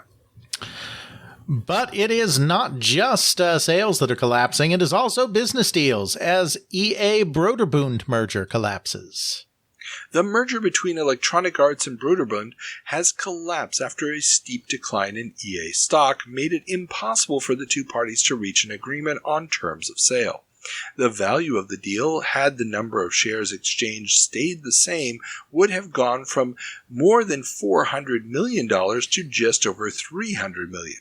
Some analysts also suspect that the recent sale of Software Toolworks to Pearson plc for $462 million may have caused Broderbund to rethink their value. Broderbund will still have to pay a one-time fee of $10 million to back out of the deal. Yeah, now, you know, it's interesting. The CFO of Broderbund at the time, who I've interviewed, Bill McDonough, he puts a lot of the blame on Myst destroying the valuation. Now, when we say destroying the valuation, it did not cause Broderbund stock to rise. Broderbund stock has actually fallen in this time period as well. EA stock has fallen more, which is why the lion's share of the blame is put on EA's problems rather than Broderbund's problems. So, but I do wonder if the sudden popularity of Myst and the way they were selling so many units, even if it wasn't at this point moving the stock price, wasn't also getting, if we can take McDonough at his word, not that he's lying, but just in terms of him remembering the situation accurately, then, Myst is also playing a big role here. And especially, if they're looking at what Software Toolworks got, and they're saying to themselves, Software Toolworks has, nothing, they have Mavis Beacon and we have Myst that's doing all of this. So, when he says Myst blew the valuation, I have to assume that he's not talking about in terms of, the stock prices, or is misremembering it being about stock prices, but, Myst valuation still probably plays a role, though. To get more on this bonkers Software Toolworks purchased by Pearson here that played a role in collapsing this deal, you simply have to check out the blog of dear friend of the show. Yeah, you simply have to check out the blog of dear friend of the show, SM Oliva, who just did a wonderfully detailed blog post about the entire history of the company that would come to be known as the Learning Company. And those corporate shenanigans, man, it's just chef's kiss for a guy like me. So shout out there for sure. Yeah, we talked about it last time, and I'll include the link again in the show notes this time. SM Oliva's article is phenomenal on this. And yeah, the Software Toolworks Pearson PLC sale, it's another one of those ones where you're just like, I don't really understand it, but if you're in multimedia, and we've got another story about that coming up, if you're in multimedia, there's no end to the amount of money that is floating around chasing you at this point. It's a game of musical chairs, and the music's going to keep on playing until it gets to Mattel. Then the music stops. Exactly. As a fun little side note about the whole Myst thing, we also have a report this month that at the Software Publishers Association Cody Awards, Best Fantasy Role-Playing / Adventure Program went to Myst. Best User Interface in a New Program went to Myst. And the annual Critics' Choice Award for Entertainment selected by members of the electronic press in the category Best Consumer Program also went to Myst. So, it's starting to really make waves. Absolutely. But not all mergers are falling apart in this period, as we do have word that Davidson and Associates has bought Chaos Studios. Yeah, we previewed this already a little bit in the DOC, but we did. Chaos Studios, developers of The Lost Vikings, Rock and Roll Racing, and The Death of Superman, has been purchased by educational publisher Davidson and Associates Incorporated, which plans to form a new entertainment software label. Chaos will continue to operate independently. And yes, for those not in the know, this is the studio formerly known as Silicon and Synapse, and which will very soon be known as Blizzard. Yes, my understanding is that while Davidson at the time was incredibly accommodating for a couple of the Davidsons admitted religious fundamentalist conservatives, in that they let Blizzard do Diablo a few years down the line, that Chaos Studios was not to their liking, and they basically said, "You guys are going to need to pick something else." Makes perfect sense. I mean, and it isn't the best name in the world either. No, indeed. I agree with that. It's not like it was brilliant. Just as with Diablo, where the game was absolutely incredible, Davidson and Associates may have been a little more lenient if the name were, in fact, good. Exactly. Yeah, and this just goes to highlight, and I'll just give out the warning again. Remember, we're using the cover dates of magazines and newspapers, so this is why anything that's coming from a magazine is coming from a magazine that happened at some point way before the actual date when it's either going to have on the cover or what we're talking about. So there's always a few months disparity. And then, of course, when we talk about newspaper articles, those are tend to be far more in tune with the actual chronology of events. Indeed. All right. And as everything is collapsing and multimedia companies like 3DO are failing and the licensed schlock companies like THQ are collapsing, one company that is involved in both multimedia and licensing decides that it is time to dive right on in. The water's fine. Fox Interactive launches. 20th Century Fox has decided to get into the multimedia game. They have lured Ted Hoff away from Time Warner Interactive, and their first two titles will be cartridge-based adaptations of The Pagemaster, based on the movie of the same name, and The Tick, based on the cartoon show scheduled to premiere in the fall on Fox Kids. The company plans to expand into CD-ROM-based software next year. Incidentally, Patrick Warburton's going to be at DragonCon this year. Oh, really? Oh, that is cool. Indeed. Sorry, guys, have DragonCon on the brain, so any connection, no matter how tenuous, to what we're doing at the Time Machine. And that is kind of tenuous, because that's the live-action version that's made 10 years later. Mm-hmm. Anywho, also, for those of you who are not in the know, cough, cough, certain Wikipedia editors, cough, cough, this Ted Hoff is not Marcian Ted Hoff, co-inventor of the microprocessor at Intel. This is Theodore Imhoff, a mid-level marketing executive with Atari Games / Time Warner, then Fox Interactive, later on Atari Corp. And Sega. For quite some time, the Martian Ted Hoff article on Wikipedia considered them to be the same person, who, for some reason, helped invent the microprocessor, became a well-renowned engineer, and then became a mid-level marketing executive for third-rate video game companies. You know, as one does. As one does. So another middling company has been born. And another middling company dies as the fall of Park Place profiled. Okay, this one's a long one, but stick with me, kids. Electronic Games Magazine has an amazing profile about the fall of sports game developer Park Place. The independent developer responsible for games such as ABC Monday Night Football for Data East and the Madden and NHL series for EA has gone from a powerhouse to a ghost house since the beginning of the year. Troy Linden and Michael Knox, the two heads of Park Place, apparently took on too much work. More than 30 games were in development with only 120 employees, including a multi-game contract with Sony ImageSoft to create sports games around Sony's license to the ESPN name, which they failed to meet the contract milestones on. The company also grew too quickly, training, as Knox put it, quote, butchers, guys who delivered pizzas, end quote, and more. They were inundated with offers from publishers like Konami, Virgin, Compton's New Media, Acclaim, GameTech, and others. Quarterback Club was to be another major new title from them to be published by Acclaim, with a promotional launch similar to Mortal Monday called Touchdown Tuesday, but Iguana will now have to take the project on and launch will be delayed until 1995. Sony tried to shore up the company by buying a minority stake in them, but would not save them without becoming a majority holder, something Knox apparently was against. In December 1993, the announcement was made internally that the company would not be able to make payroll, and lawyer Andy Zaffron and two Park Place producers then lured away key talent to Sony. 30 employees ended up leaving to form a new Sony studio in San Diego.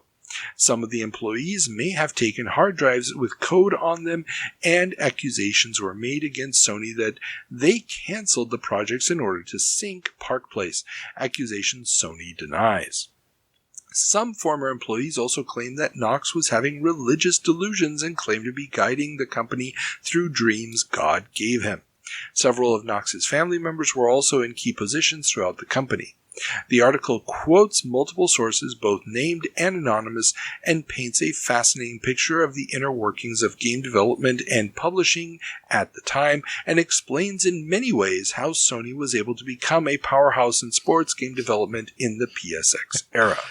I will say it is a well-known fact that Michael Knox was very religious. Now, I can't say, whether the allegations in the article are true about guiding it through dream, but he was, or is, very religious. So take that for what it's worth. Yeah.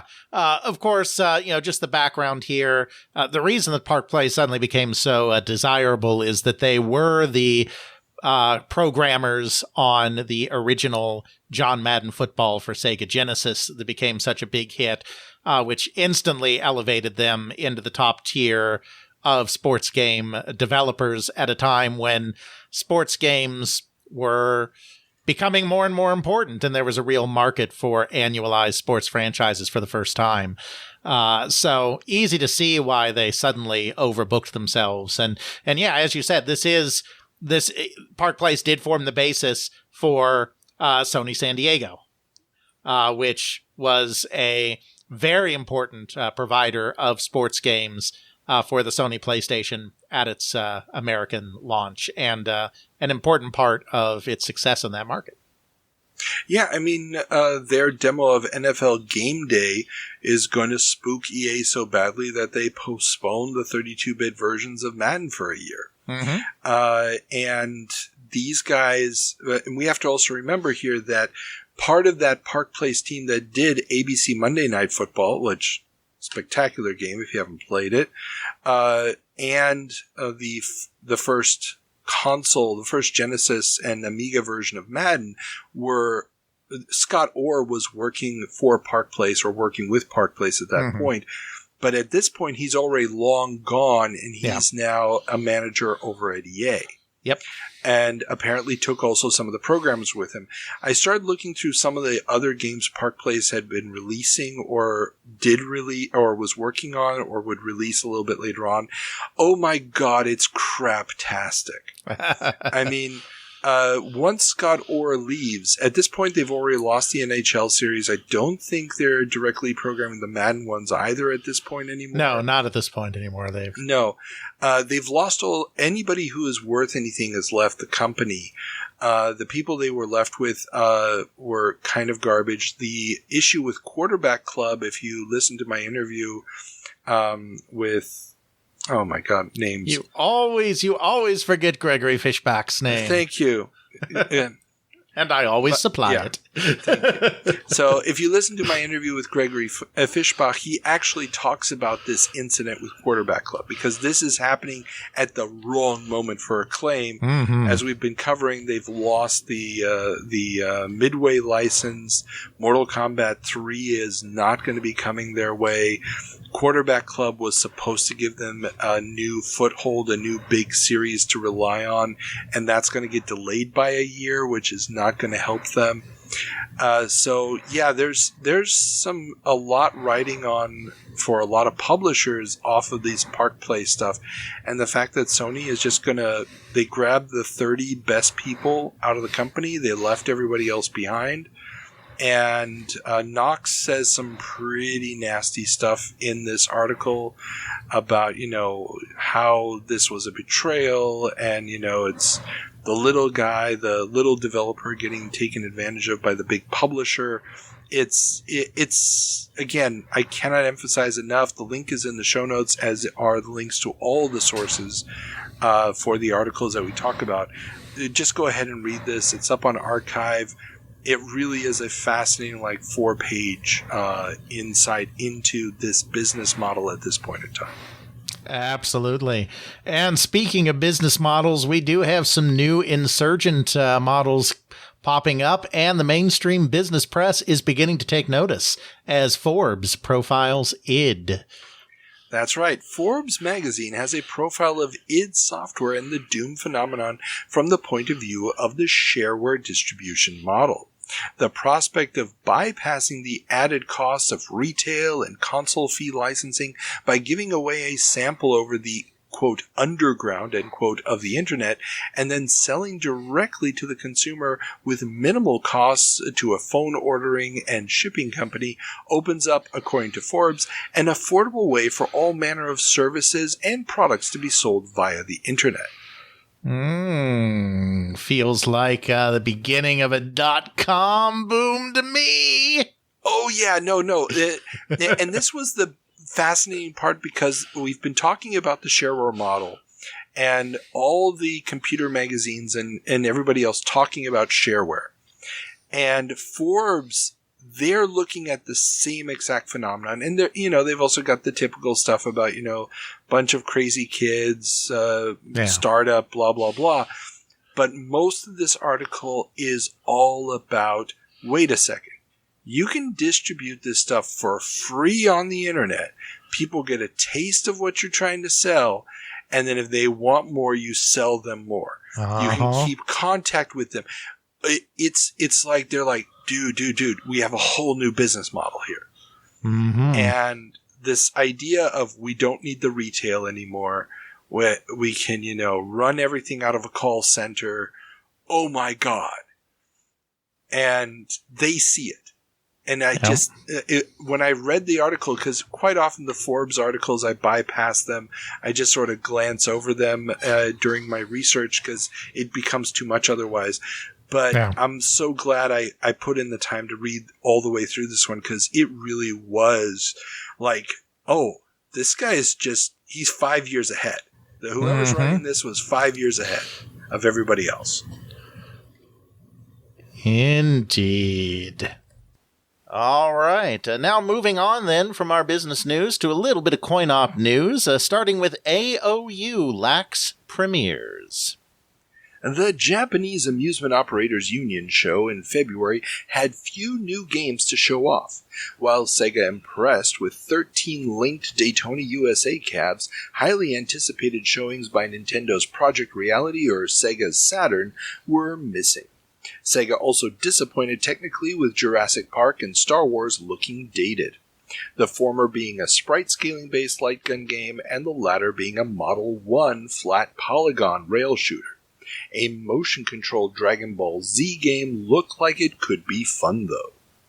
Yeah, this is really the period where the Japanese amusement industry is running into a big old brick wall called polygonal graphics, which are really only possible by some of the larger companies in the business. There's going to be a real shakeout of Japanese coin-op companies right in this mid-90s period. And I have to imagine the lack of premieres at this show is kind of the first kind of, or one of the first signs that maybe some companies aren't going to be carrying on in this business much longer in Japan.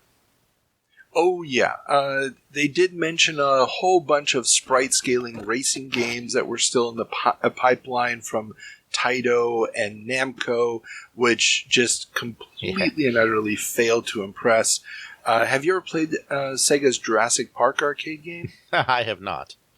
Oh, yeah. The first time I saw it, I was like, this can't be a Jurassic Park game. Jurassic Park came out in 94. This doesn't make any sense. Or 93.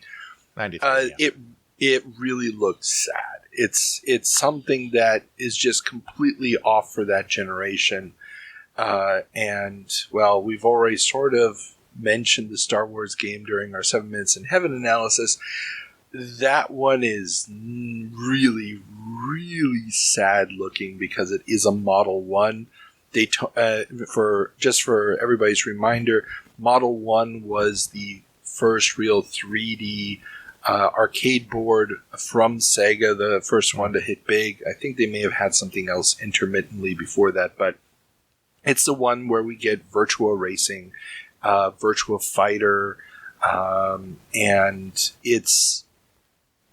once you go to full textured games like Daytona USA, and very soon we'll also be seeing Virtua Fighter 2 and Virtua Cop and so forth. You just can't go back to Star Wars. And it's all moving so fast at this point. Ridge Racer is already shown, you can't go back to non-textured, But that's what they're going to do for the Star Wars game. Now, there is some speculation in Edge magazine that Sega may have not put all their efforts into this, because there's a rumor going around that while they were developing this, they didn't actually have the Star Wars license. And so what the actual pathway of this game was, they're not sure of at the time. I have to admit I haven't looked into it. Maybe Ethan has. But it would be interesting if they didn't actually have the license. They were just building this and then, hey, we do have the license. Well, let's take this prototype and throw it out there. Who knows what happened? Indeed. But Sega is making a few other moves in the coin-op space as well, as the Saturn to become an arcade titan. Yeah, and this is a weird one. Both of these articles are coming out of the same issue of Edge, but we also have some other publications that are a little bit more up-to-date. So we're getting Japanese news from February, but we're also getting more recent news, and so this is where it's kind of overlaps. Sega will be launching an arcade version of their upcoming Saturn hardware in the form of the Titan arcade board. This will hopefully give games an arcade tryout before coming home. Acclaim will be the first U.S. company to use the tech for an arcade game, which will be based on a major movie license. Yeah, I mean, this again kind of reflects the changing reality in the coin-op space, where just doing polygonal games, doing 3D games is so expensive and so technology heavy that we're getting to the point that most companies can't make the investment. And so having kind of a quick and dirty way to do coin-op games, which won't necessarily be as technologically impressive as something that comes out on a Model 2 or a System 22 from Namco, but at least allows smaller companies to kind of stay in the fight, is what we're going to start seeing with Saturn, a version of Saturn for arcades. There'll be a version of PlayStation for arcades. And, of course, this will all eventually culminate in companies just switching to PC hardware to do their games. Yeah. I mean, and it's weird to see the parallels with what we're doing currently in the 40-year jumps, where the Versus system has hit big. Right. Where, somebody put an Atari 8-bit into an arcade cabinet. Where this idea of, okay, the arcade business is in a slump. We need a cheap way to make new games. Yep. We need a cheap way to be able to avoid having to update the entire hardware. And the fact that the home hardware is good enough to pull it off is also is a double-edged sword for the coin-op industry, because they've always lived off the fact that they were the cutting edge. You went to see Pong or Computer Space or whatever because you couldn't see something like that at home. The moment you got Pong at home, you weren't playing Pong in the arcade anymore. Now you needed something more advanced. If what you have in the arcade is just as good, what's the point? Absolutely. And also we should point out here, the Sega Saturn 3D, not really what it was made for, and that game Acclaim is going to be porting or bringing to the arcades is going to be Batman Forever. Acclaim. Oh, yes. Have you ever played the arcade cabinet of Batman Forever? I have not. I've seen, I've seen footage, but no. Yes. I wasn't really, in the early 90s, I really wasn't doing arcades. I went to arcades a fair amount in the late 80s, and I didn't go nearly as much in the late 90s as I did in the late 80s, but I was also kind of going to arcades in the late 90s, but like the early 90s was just a period where I wasn't going. So, most games that were released kind of between 1991 and 1995 or 96, I have not played, the arcade versions. Oh, wow. Okay, well, we will be adding a few more arcade games then to our 7 Minutes in Heaven list because, oh yeah, Batman Forever in the arcades, I mean, it's terrible on the consoles. Oh, yes. But that arcade version, I gotta say, it's a little bit worse. It's a little bit worse. Oh, Think of a less refined version of the console game. God. It's really quite terrible. Yeah. And I was lucky because first I was working at Seattle Funplex and then also hanging out at quite a few arcades because I had an Amiga at home and that was my only way to get new games, to play new games. And then later on, when I was at University of Florida, we had an amazing student union. That the arcade room was constantly being replenished with games, some a little bit older, some a little bit newer. But I mean, when things like Street Fighter 3 came out and stuff, we had it almost on day one.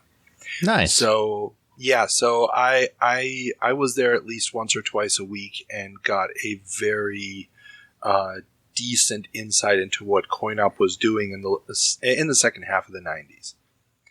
But okay. With that being said, let's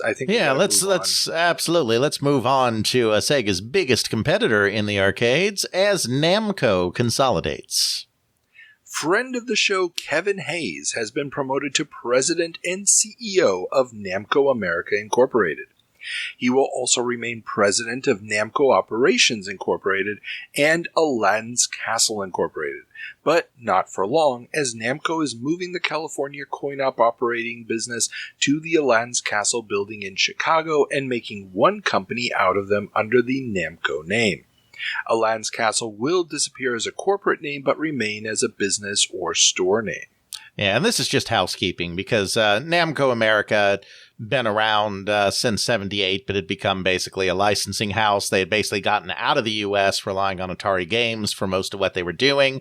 Then they did some corporate shenanigans with Warner and some exchanges of stock that they all owned in the same companies to kind of take over the Atari operations, which was kind of their return to America in a real way. That's the Namco Operations Incorporated. And then they built upon their now American arcade operating capacity by purchasing the hoary old Aladdin's Castle chain. And so now it just makes sense that they've been kind of gobbling up all of these things and establishing a U.S. presence. Now they're just squishing them all together. It's a bookkeeping move. Oh, definitely. And we talked about this when I interviewed Kevin Hayes. So if you haven't listened to that interview, everybody go check it out. Super nice guy. But yeah, he's basically one of the common denominators throughout this because he starts out in Atari Ireland, gets brought over just as Atari is collapsing, and essentially ends up at Namco. So yeah, fun career. Oh well. Indeed. Speaking of Atari. Yeah, speaking of Atari, we have Atari links up with Bally. Edge reports on an unconfirmed rumor that Atari will be licensing their Jaguar tech to coin-op maker Bally Midway, and that the board would be used for no lesser production than Mortal Kombat 3. I haven't, that's ludicrous, but I haven't looked at this article, but I assume that the name Bally Midway comes straight from the article, because if so, yes. this just shows Edge's complete ignorance on anything American coin-op, because there is no such thing as Bally Midway in 1994. Yes. This is coming directly from the article, and obviously this would have made no sense whatsoever. But what we do know is that there was at least talk in one of the annual reports of Atari trying to use the Jaguar as an arcade platform. Yeah. There was talk of that. And we also know from their 1994 annual report that they did get a license from Midway to bring Mortal Kombat 3 themselves to the Jaguar. Sure. That they were working on their own port of Mortal Kombat 3.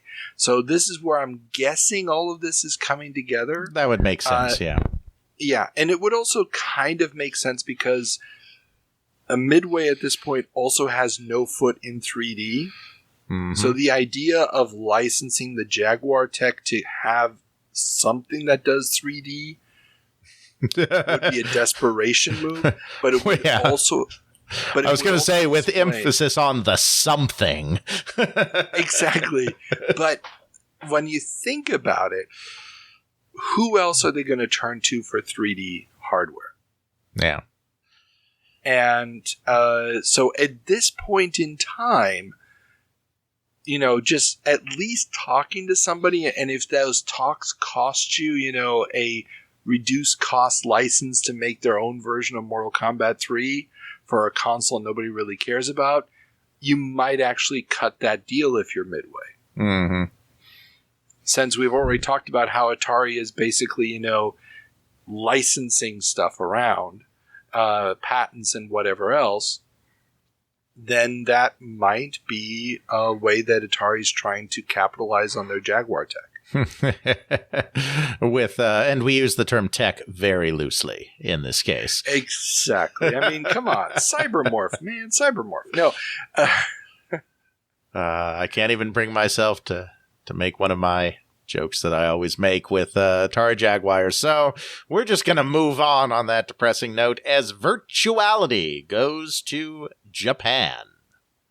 UK coin-op VR company Virtuality has announced the founding of Virtuality KK, a Japanese affiliate that will work on distribution, tech licensing, and software development in Japan.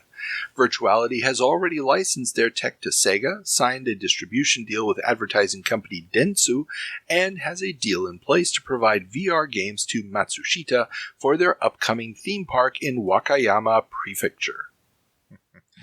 Yeah, I mean, obviously VR is going to be a dead end, but it does make sense in this period for Virtuality to try to break into the Japanese market, since we're seeing the beginning of kind of these video game amusement park or arcade amusement parks like the Namco Wonder Egg and the Sega Joypolis, and apparently Matsushita's theme park in Wakayama Prefecture, which little less familiar with. It's not just apparent. Actually, there's a link to this in the show notes. The theme park is built around different regions of the world, and it's in the Porto Europa, which is the European area. They actually did have a VR section, and there's a picture of it on the Wikipedia page. Very interesting. So, yeah, no, this actually does happen. They set up a bunch of Virtuality units there. And yeah, it's weird. Now, I also found, because I've been wondering what Virtuality systems cost at this point, because the coin-op trade magazines like Playmeter don't typically mention the costs in the individual articles. But they did found an ad for Virtuality systems in the back of Playmeter magazine. I'm guessing it was a first-generation version, because they've already talked about a couple of variants of it at this point, and they're going for $27,000 a piece. Yeah. Now, I don't know if that's the sit-down cabinet or the standing cabinet. The picture on the ad was for the sit-down, but that doesn't mean anything. Mm-hmm. But $27,000 is freaking ludicrous. That is a chunk of change for sure. Yeah, I mean, and there's no way, even if you're charging $5 for a couple of minutes on this thing, that is going to generate the same kind of coin drop as, let's say, maybe a $5,000 PCB board for the latest iteration of Street Fighter. I mean, it's just insane. Absolutely. Well, that brings us to the end of what barely still constitutes the coin-op industry in May of 1994. Turning our attention to console news, got a big one to lead off. Sony delivers dev tools. Oh yeah. Edge magazine has confirmed that third parties have received their dev tools and hardware for the PSX. Two of the first to get them are Capcom and Konami, who are under contract to have games ready for the launch in November in Japan. Edge also reports that confidential license provisions reveal that Sony will be charging third parties 900 yen, or about $9 per unit, or 10% of the retail price, whichever is higher, and mastering and licensing fees added on top. Hit titles will get a belated rebate 3 years after release, ranging from 3% for sales of 500,000 up to 10% for sales over 2 million. Hardware and software tools will cost 1.3 million yen, or about $1,300 for a target box, software tools, and a PSX board. Graphic starter kits with 3D tools and 3D modeling software will cost you 250,000 yen, or $250, and the soundboard package will cost 150. So these are really, really cheap prices. Heck yeah, they are.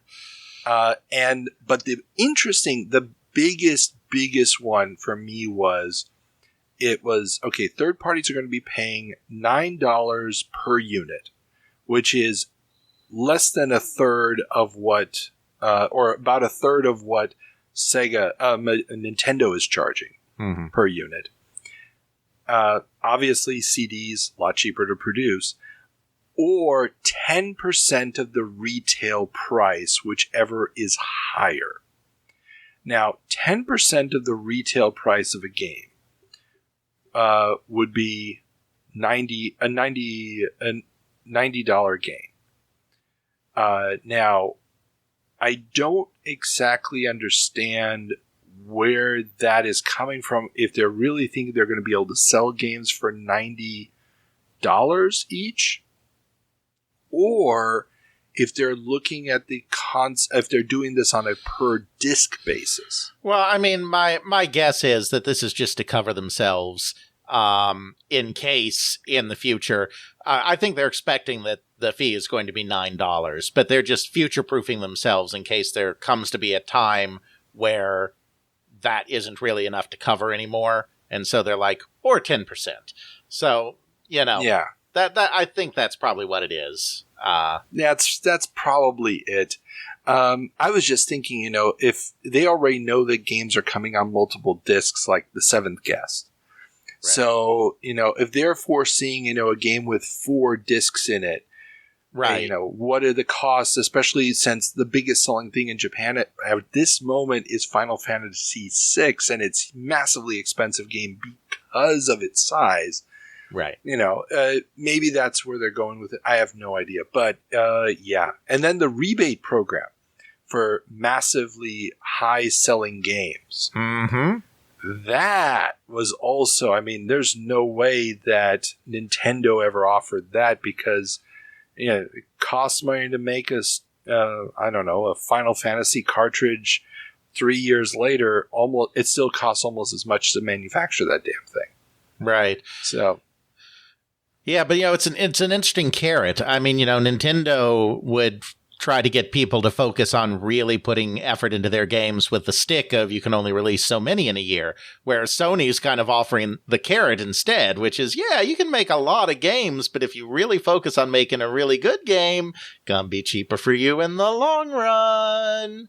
Exactly. Which I think is very interesting. No, this is dirt cheap, and obviously Nintendo's stuck on the cartridge format, but it's even cheaper than what Sega's going to offer, because even though Sega's going to CD, they are still very much stuck in the mindset of what the market was like in the cartridge era and what those relationships were. And, Sony coming in fresh, essentially having no preconceptions about the industry because they haven't been in it in a meaningful way, the occasional sound chip or MSX computer aside, they're really being aggressive and taking advantage of the cheapness of the CD format. And of course, it also doesn't hurt at all that Sony's been making its own CDs for years. So, even against Sega, it's like, they're making those CDs in-house, which Sega cannot do. And let's also not forget, Sony's sitting on a lot more cash than Sega is, especially at this moment. Just a wee bit. But Sega is not standing still as their opponents move forward, as Sega disses Jupiter for Mars. On March 14th, Sega revealed that their cartridge-only version of their upcoming Saturn console, codenamed Jupiter, would be dropped in favor of a new 32-bit upgrade for their 16-bit Genesis and Mega Drive system, codenamed Mars. The new unit would plug into the cartridge slot of the current 16-bit systems like the Master System power-based converters did. The retail name of this system will be Super 32X and be released in the US in the fall for $150 with a Christmas launch in the UK at £150. Dev kits are to arrive in April. Japanese launch plans weren't announced. The Saturn will launch much later in the West than in Japan, and a Mega Drive/Mars hybrid machine is scheduled to launch in early '95 for between £175 and £200. Edge magazine reports that Sega has 30 titles in development for the 32X, including Virtua Fighter, Virtua Racing Deluxe, and a 3D soccer game, and third parties are expected to deliver a similar number of games in the first year. The lack of 32X plans for Japan is chalked up to the Genesis's failure in its home country. Saturn will have 12 first-party titles during the November and December 94 period, with an additional 17 dropping in the first quarter of 95 and another 12 in the second quarter, with third parties delivering another 35 games in the first half of 1995. As there have been very few self-inflicted wounds as disastrous as 32X. Oh my God. Oh yeah. I'll probably end up telling this anecdote a couple of times, but a good buddy of mine, I was only in Seattle. I only did 1 year of high school in the States. That was my senior year of high school, 94, 95, well, it wasn't Seattle per se, just outside of Seattle. And a buddy of mine wanted to buy a 32X. And I remember telling him, it's like, dude, don't buy the 32X. The Saturn is coming. This thing, it's not going to get any support. It's dead in the water. And I bumped into him years later at our 10-year high school reunion. And I asked him if he bought a 32X, and he bought a 32X. All I have to say is, it's like, dude, I told you not to. So, yeah. and he agreed it was a bad purchase. Yeah, I mean, there's just so many problems, and this was Sega of America driven. I mean, again, a lot of this Sega in America versus Sega in Japan thing that has been hyped up by Stephen Kent and by Console Wars and by Tom Kalinske interviews and everything else really obscures what's really going on here. Sega of America was convinced that the Saturn was too expensive and that American consumers would not buy it. And so they wanted something else. They didn't want the Saturn. And so Sega Enterprises in Japan came back to them and said, well, why don't we do a new system? We'll incorporate the SVP processor, which they used in a couple of games, similar to the Super FX chip. I don't mean in design, but I mean in terms of purpose, which was sticking it into some games to get some polygonal graphics on a Genesis.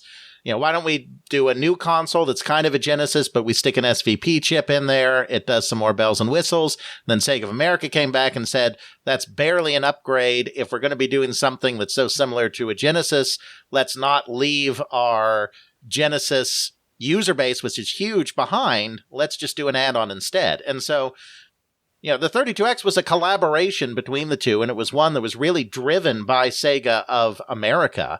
And as we talked about, Jeffrey and I did in our podcast when we did the Saturn recently, because we spent a lot of time on the 32X, this was not an example of the so-called tension that was existing between the two branches. It was a collaboration all the way. And it was legitimately supported by Sega, which was the extra especially bad problem, because it's not just that the 32X distracted Sega from the Saturn's launch and ended up being something that wouldn't sell. It's also that Sega had teams working on 32X games that should have been working on Saturn games. Yeah. Yeah, that resource drain. I mean, just porting something like Virtua Fighter over there, it's insane. And for what? I mean, what is the gain that you're going to get out of it? The number of people that are going to buy that add-on. At this point, they've got enough statistical information about how many people bought the Sega CD. that you should have been able to see that. But to your point about this was Sega of America driven. They didn't think people were going to buy it, the Saturn at that high price. Guess what? They were right. Right. $299 was the right price point, not $399, let alone $499, which is what I think it's going to launch in Japan at. Yeah. But the other reality is the shift to 3D is going to be expensive. The shift to 3D requires a certain amount of sacrifice.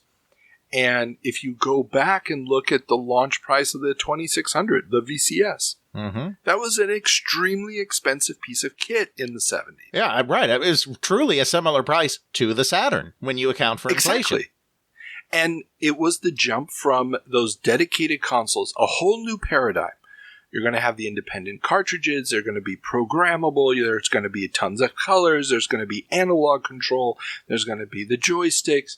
All of this stuff requires a certain amount of sacrifice in that first year or two of adoption. And just realizing, we're going to have to bite the bullet and go. Yeah, exactly. Would have been the smarter move. It would have been. And of course, even more so in hindsight, and this part is hindsight, because they never expected in their wildest dreams a $299 PlayStation. No, yeah. And for good reason. I mean, even Sony was like, why are we doing this? Sony fired or transferred everybody who was responsible for that decision.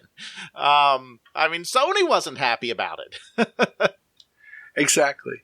But at the end of the day, like I said just previously, Sony's sitting on a lot more money than Sega. They can suddenly do a move that even Nintendo, given its current situation, probably at this moment in time, not its current situation today, but given its situation in 94, could not have afforded to go below cost on Project Reality. They needed to make a profit or at least break even on the hardware. Yeah, well, I've said it before and I'll say it again. I mean, since the launch of the Mega Drive and the Super Famicom, since the 16-bit era, there have only really been two companies that have been successful in breaking into the console business since then. And those two companies were, at the time, the largest consumer electronics company in the world, and at the time, the largest software company in the world. And it's no coincidence that it took two companies that were the largest X to break in, because you were talking about having to spend a hell of a lot of money, both in terms of marketing and in terms of absorbing losses in manufacturing in order to break into this business, from the polygonal era on forward. Wait. You're trying to tell me the Nuon was not a successful break-in?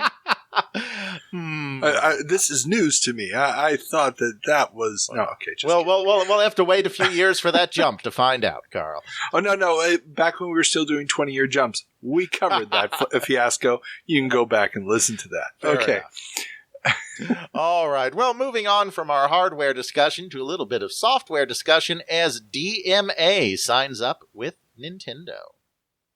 Lemmings creators DMA Design have signed a deal with Nintendo to develop games for the upcoming Project Reality console. The exact details of the agreement are confidential, but DMA Managing Director David Jones stated that they are, quote, dedicating the resources of DMA to the successful launch of this platform, end quote. This comes after DMA's longtime publisher Psygnosis has been purchased by Sony. Indeed. And yeah, DMA is gonna go pretty hard on this, and it's not gonna go easily for them or well. And on the side, they'll have this other team just doing this little barely noticed race and chase game that I'm sure we'll never hear anything about again. No, not at all. So for those who are not old school Amiga fans, DMA Design is that little company that didn't just make Lemmings, but will end up making Hired Guns, which is the greatest achievement they will ever have. No, just kidding. They're going to end up making Walker, which I keep making these mistakes. No, they're going to give us Grand Theft Auto. Indeed. This is going to become Rockstar North. And yes, at this point, they're going to make a bunch of games for the N64. What do they make? Starship Silicon Valley. Yeah, Starship Silicon Valley and Body Harvest are the big ones, yeah. Yeah. Or Space Station Silicon Valley. Not Space Station, that's what it was. Space Station Silicon Valley. I mean, some interesting gameplay, some very out there stuff, very much the DMA design humor.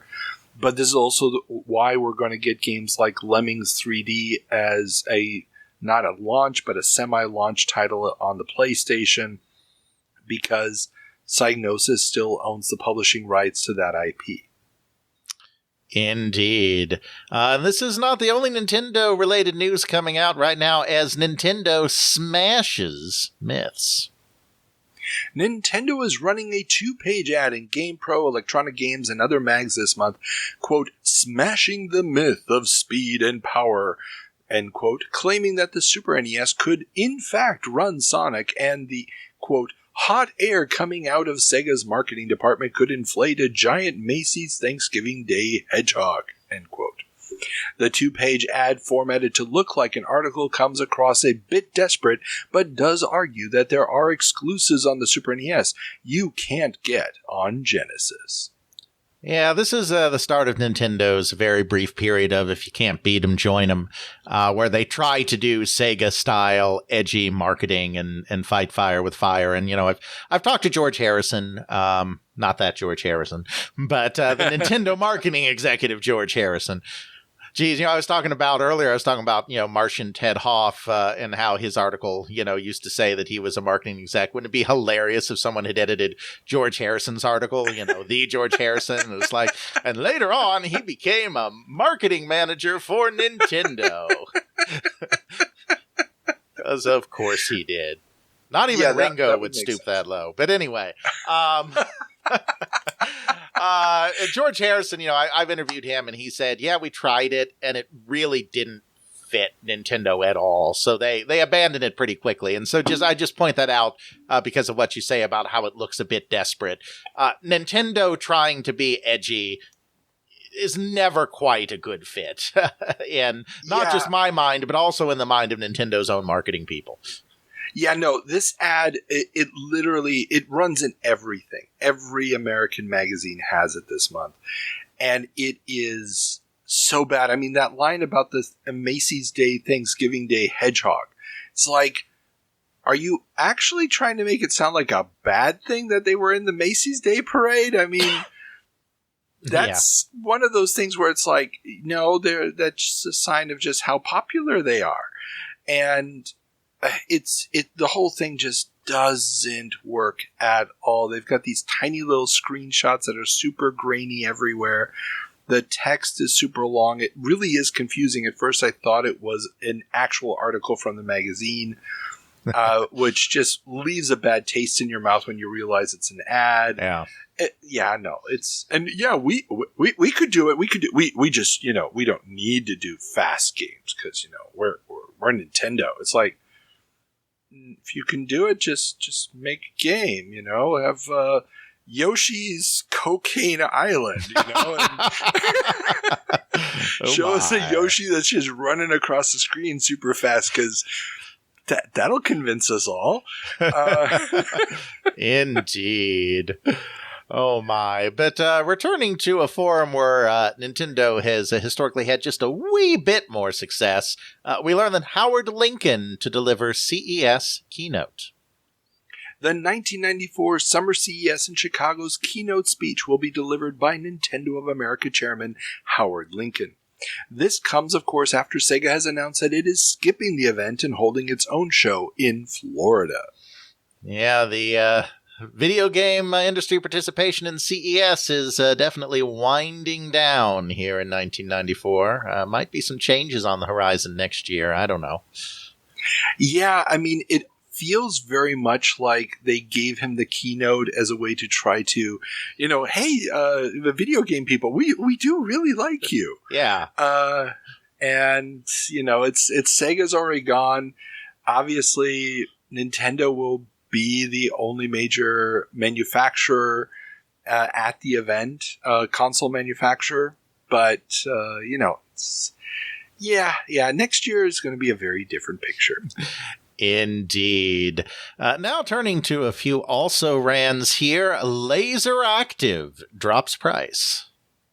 Pioneer Electronics has reduced the price of their Laserdisc CD hybrid multimedia system from $970 to just $735, and the optional control packs that allow for the playing of Sega Genesis and NEC games have dropped from $485 to just $350.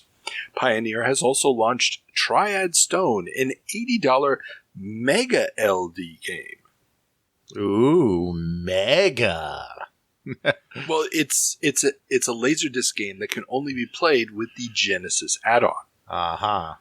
Yeah, that's why it's not Mega CD, it's Mega LD, Laserdisc. Yes. Yeah. And it's basically just an anime set up like a Dragon's Lair game. It's, don't. I've watched a video of it. Links to it in the show notes. You don't have to now. Yeah. It's bad. Indeed. But while Pioneer doesn't seem to be able to understand the writing is on the wall for Laserdisc type products, another competitor out there kind of sees which way the wind is blowing as NEC taps out of 3D Race. The move to 3D is truly proving too much for many hardware makers, as NEC, makers of the PC Engine, aka TurboGrafx 16, have decided to scrap their Tetsujin, aka Iron Man console project. The system that has been in development for several years and we have talked about on the show in the past would have been able to produce some pretty impressive 3D, but the demo shown did not include much, if anything, in the way of textures. NEC has decided to axe the project instead of taking on the likes of Sony, Sega, and Nintendo, and instead is refocusing on multimedia with a new system, the NEC FX, which will have a 32-bit RISC processor, double-speed CD-ROM drive, and 2 megs of DRAM and 1.25 megs of VRAM to reproduce amazing video and 2D effects. I mean, obviously the PCFX is not going to really do any better, but you can understand why NEC would take this route in Japan. And obviously the PCFX is a Japan-only console because, they've realized that they're not going to be able to compete with these big companies in that space. But with the anime-style games and hentai-style games that are popular in Japan, particularly on computer platforms, which, of course, NEC is incredibly well embedded in. They have some of the leading platforms there. It does make sense that if you're going to decide that you're going to stay in the video game business and not go 3D, this is a niche you can reasonably try to win over, unlike a Laserdisc system that Pioneer is doing. I mean, you can see the logic here, even though it doesn't end up working out great for NEC. Exactly. And I should clarify, the magazines at this point are calling it the NEC FX. Yeah. The final name will be PCFX, yes. But just for clarification purposes. Your explanation makes perfect sense. And the screenshots of 3D versions, I believe it was supposed to be like a 3D behind the ship version of Galaga or something like this, would have looked impressive 2 years earlier.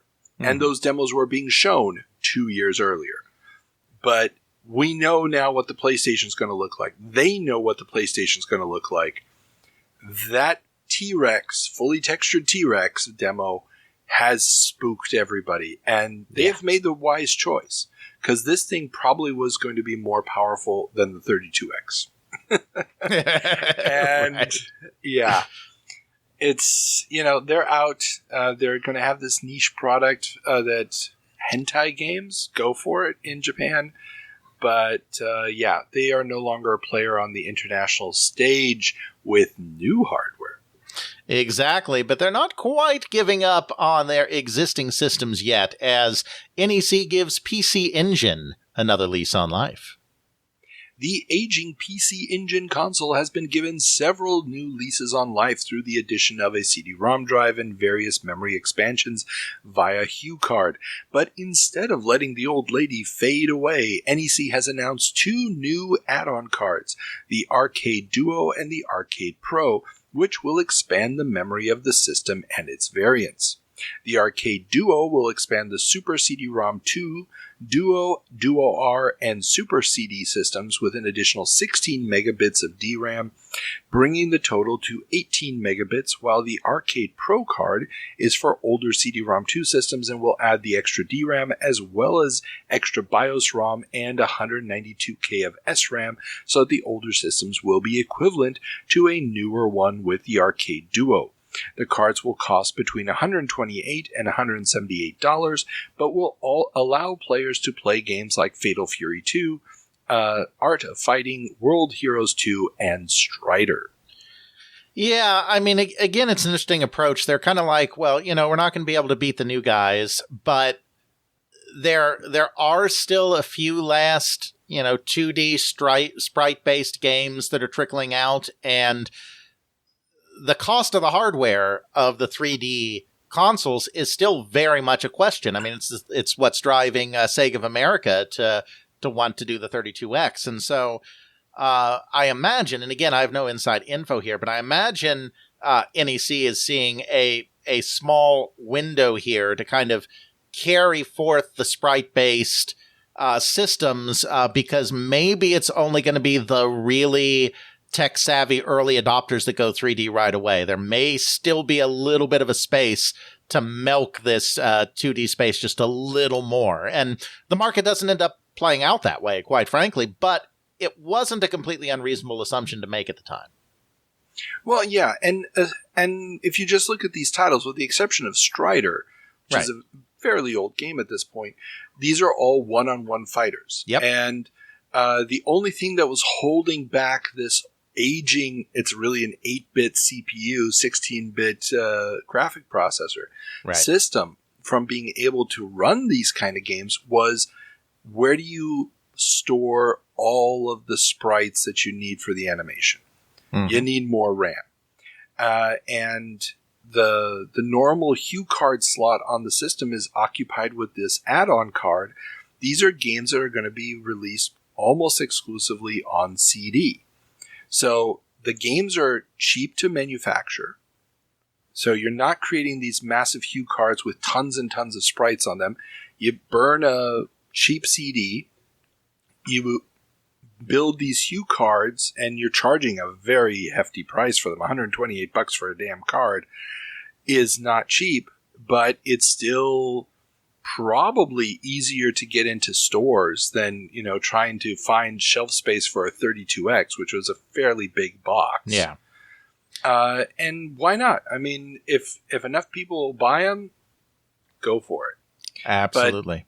But the fact that they have so many different versions of the system, the Duo, the Duo-R, the Super CD, the CD-ROM 2, the Super CD-ROM 2, it just shows how many lifelines have been going into the PC Engine ecosystem at this point. Absolutely. Which is fun. Yeah. Indeed. Then turning our attention to some add-ons on the other side of the Pacific, Sigma Designs to bring Jaguar to PC. MPEG decoder card maker Sigma Designs has announced a deal with Atari that would bring the 64-bit Jaguar console to PCs as an add-on card. The retail price of the card would be less than $500, and Sigma hopes to bring it to market before Christmas. Man, a Jaguar in your PC for less than $500? What a bargain! Oh, dear. And we have to put this into a little bit of context. We already mentioned previously how Atari is really trying to generate new sources of income. Oh, yes. Again, their 1994 annual report will talk also about how they began licensing their games for porting to PC, which is going to give us Tempest 2000 for DOS and other systems like the Sega Saturn. We're also going to end up seeing 3DO has already talked about doing the same thing with theirs.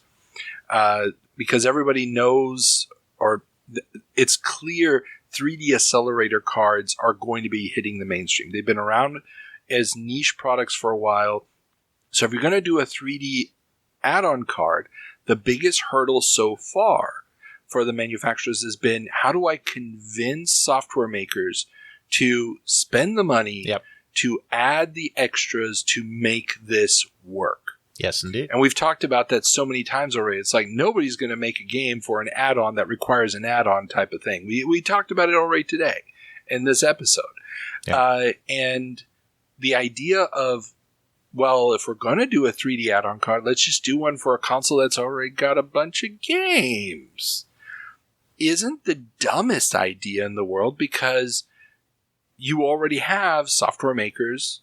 In the case of the Jaguar, less than you probably want, but you already have software makers developing games that take advantage of this hardware, so you don't have that uphill battle.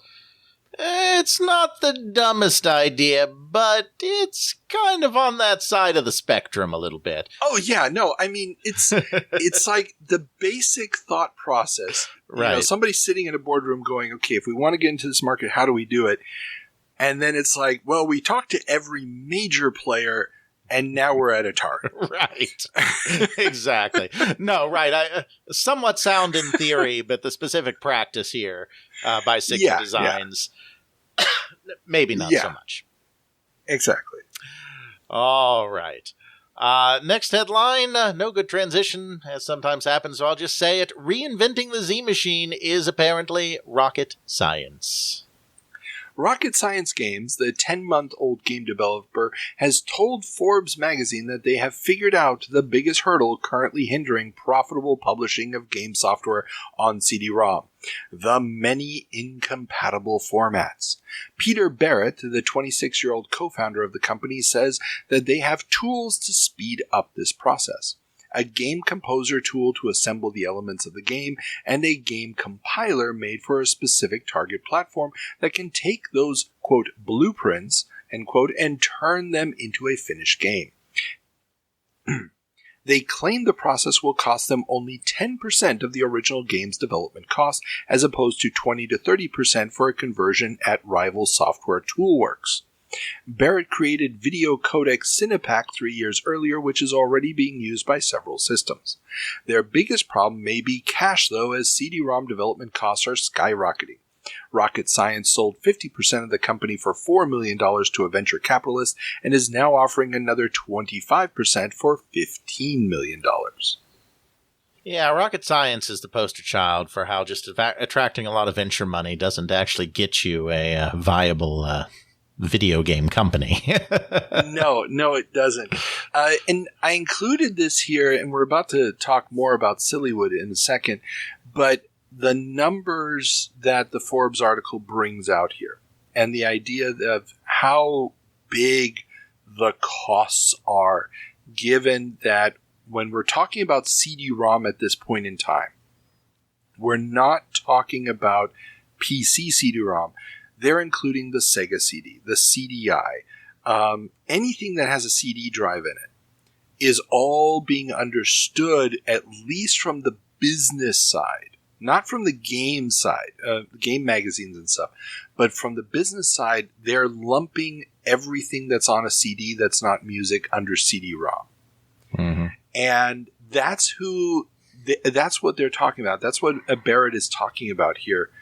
And that's why I compared it a little bit with the Z Machine. It's like Infocom was like, our big advantage is we can be on any platform. Oh, you have a new Z80 based machine that's running CPM. We can have our Infocom games on there within a week.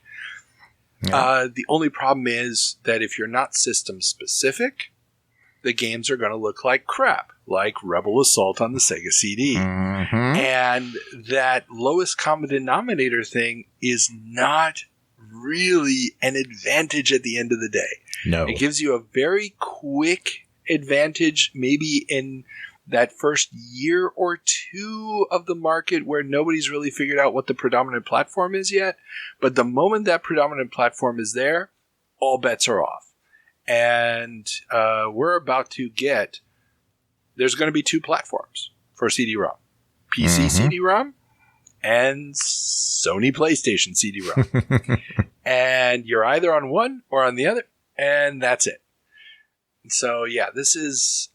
it's interesting to see the business model. It's interesting to compare it with Infocom. But, yeah, it's a nightmare. Indeed. And, you know, that's pretty easy to see as well. I mean, in my opinion, it's not rocket science to see this model is not going to work. No, it's not. It's not at all. And I think that the venture capitalists who are coming into this are not people who invested 10 years earlier in video game development. Mm-hmm. They aren't the people who were there for the crash. This is a different generation. These are the venture capitalists who only knew about DOS, who knew about the computer side. They're now looking at video games because we didn't have a lot of venture capitalists jumping into the video game arena during the crash of 83. Yeah. And as you so eloquently put it, this is the crash that almost was. Mm-hmm. And there's all this money chasing it. And back when I talked to the founder of Muse Software, Ed Zarin. I'm terrible with names. Thank you, Ed Zarin. He was approached by venture capital right as the crash was about to happen. And he was like, I don't know what I would do with the money. They wanted to give him money. It's like, what would I do with it? How, development costs are not that big. I'm already in Toys R Us. Where else do I go with this? Indeed. He couldn't see it. And, they already have $4 million. Oh, how much are they planning on spending on these damn games? I mean, holy exactly. cow. But it's this multimedia frenzy. It's kind of an earlier or a proto version of the .com bubble that is just about to start forming in another couple of years. And at least for the moment, these ridiculous venture investments are happening as the silliwood gold rush continues. Nice transition. But for how long? Forbes magazine has an article about how venture capital is pouring into companies entering the multimedia market.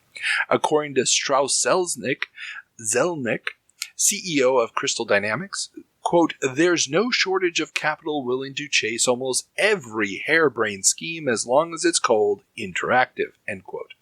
Crystal Dynamics themselves is trying to create a new publishing arm for third-party software called Star Interactive, which is seeking $30 million in capitalization via Merrill Lynch, and big IPOs for Rocket Science Games and Seventh Level are expected within the year.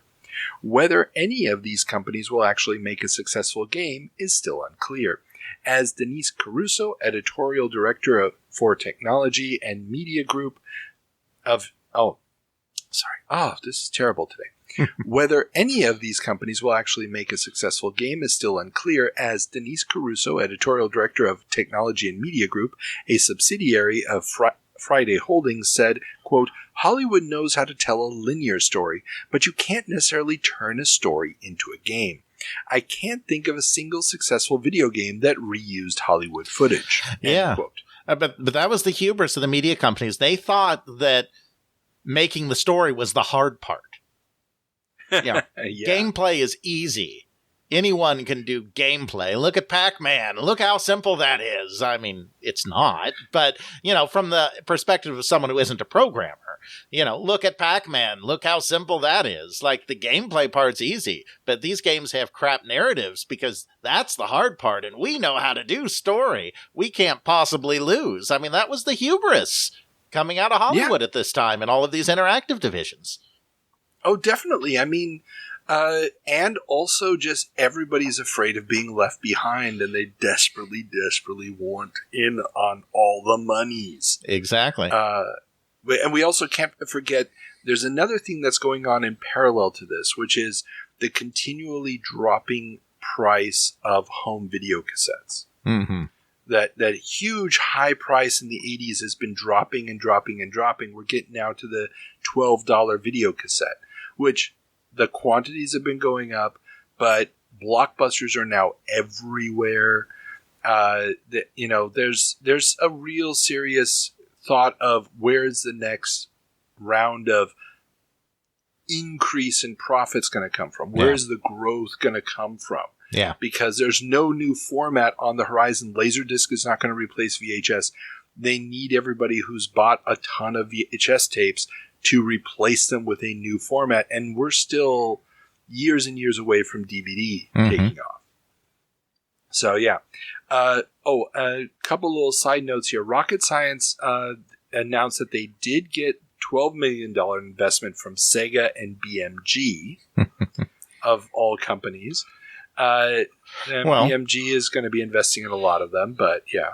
Yeah, well, I mean, Sega's the one company that's kind of really working this from the other side. Sega expends a lot of effort in this time period trying to convince Hollywood that video games are the next big thing in entertainment. So it kind of makes sense that Sega is trying to latch on. And of course, BMG, I'm not sure if they've quite founded BMG Interactive yet at this point or not, but BMG, which of course is Germany's Bertelsmann Music Group, is also going to be trying to break into this new interactive space as well in a very big way. I mean, they make a big effort at it and fold very quickly, like so many of these companies do, but they make a big effort first.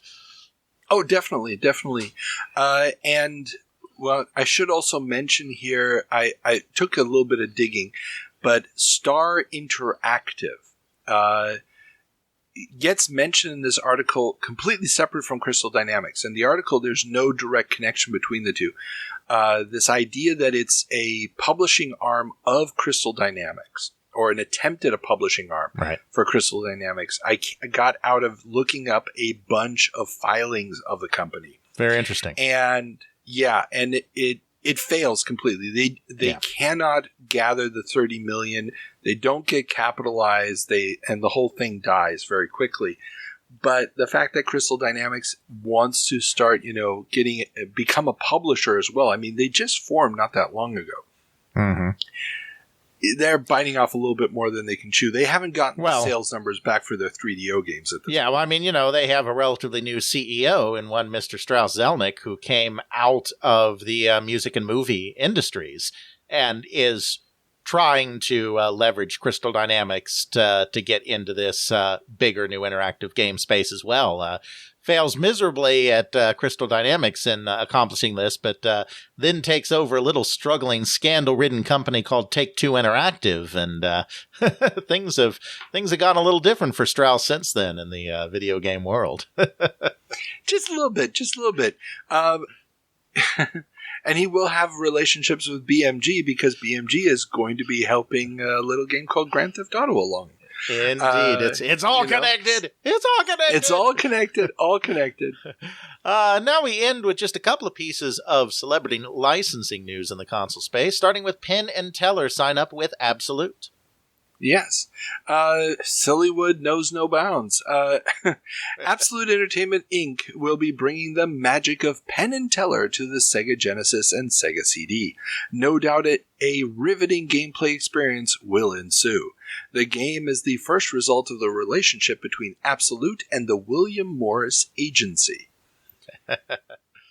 Again, an agency that is trying to make sure its clients don't get left out of this new multimedia interactive revolution. Well, and the fact that Gary Kitchen's Absolute Entertainment is talking with one of these agencies. They're looking for ways to exploit this. And it makes sense to go directly to the talent, because if you're trying to license movies, you're very much dependent on these studios and everything else. You can probably get Penn and Teller a lot cheaper than, let's say, a movie Penn and Teller would be in. Indeed. And And this is also going to give us, only a Sega CD game. There's no cartridge version.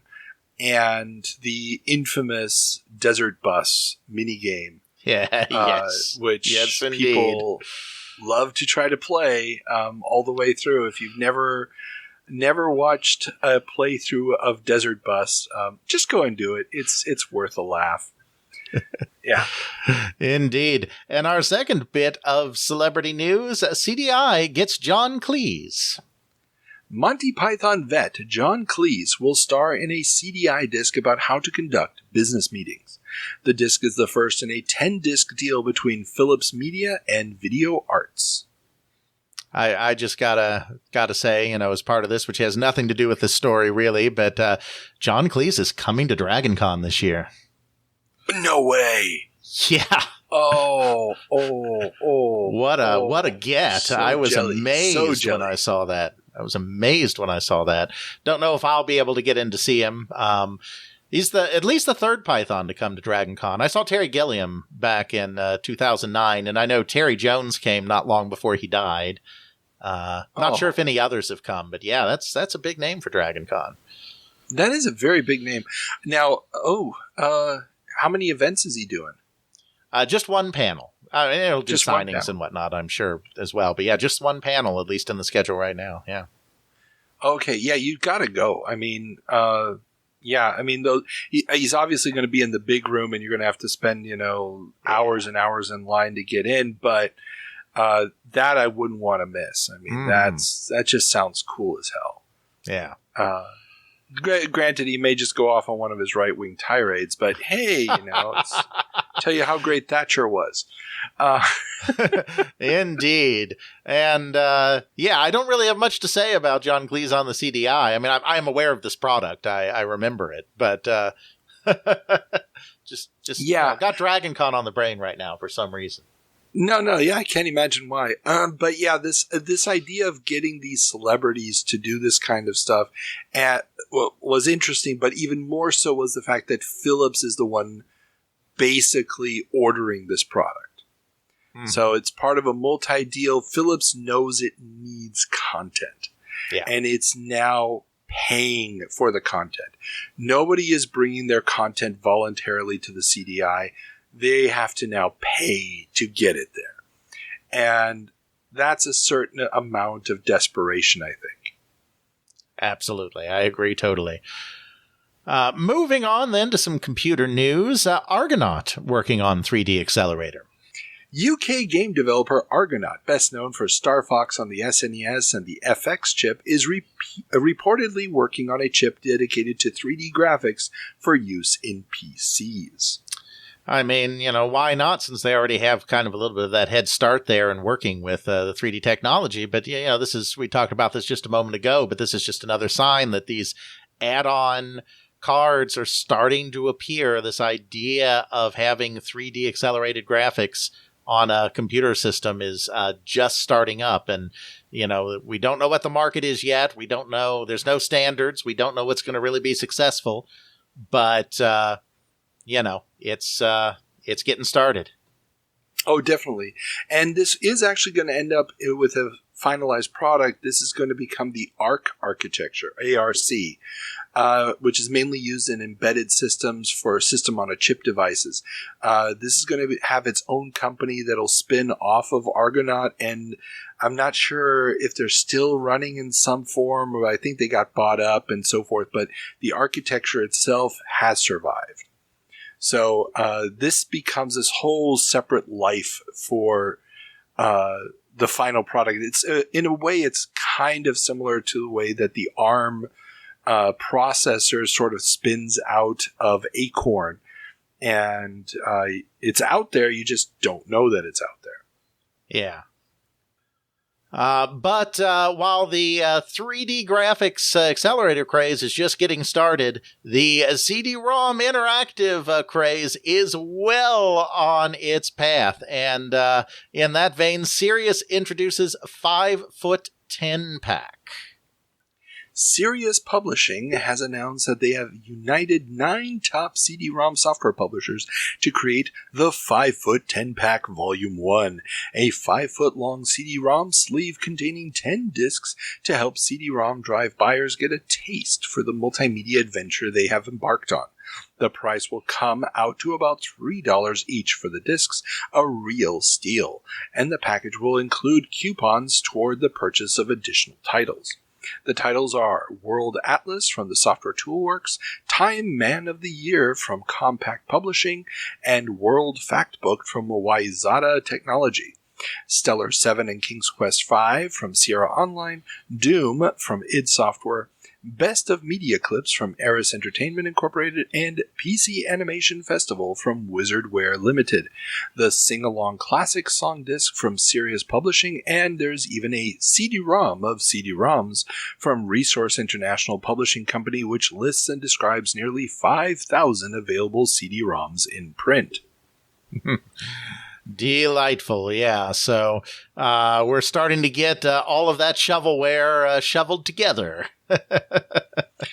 Well, and I mean, it doesn't really even count as shovelware because some of these are really high-end products, but they're being offered at shovelware prices. I mean, that's the scary thing. I mean, King's Quest V, Stellar 7, okay, they're a couple years old, but Doom is on here.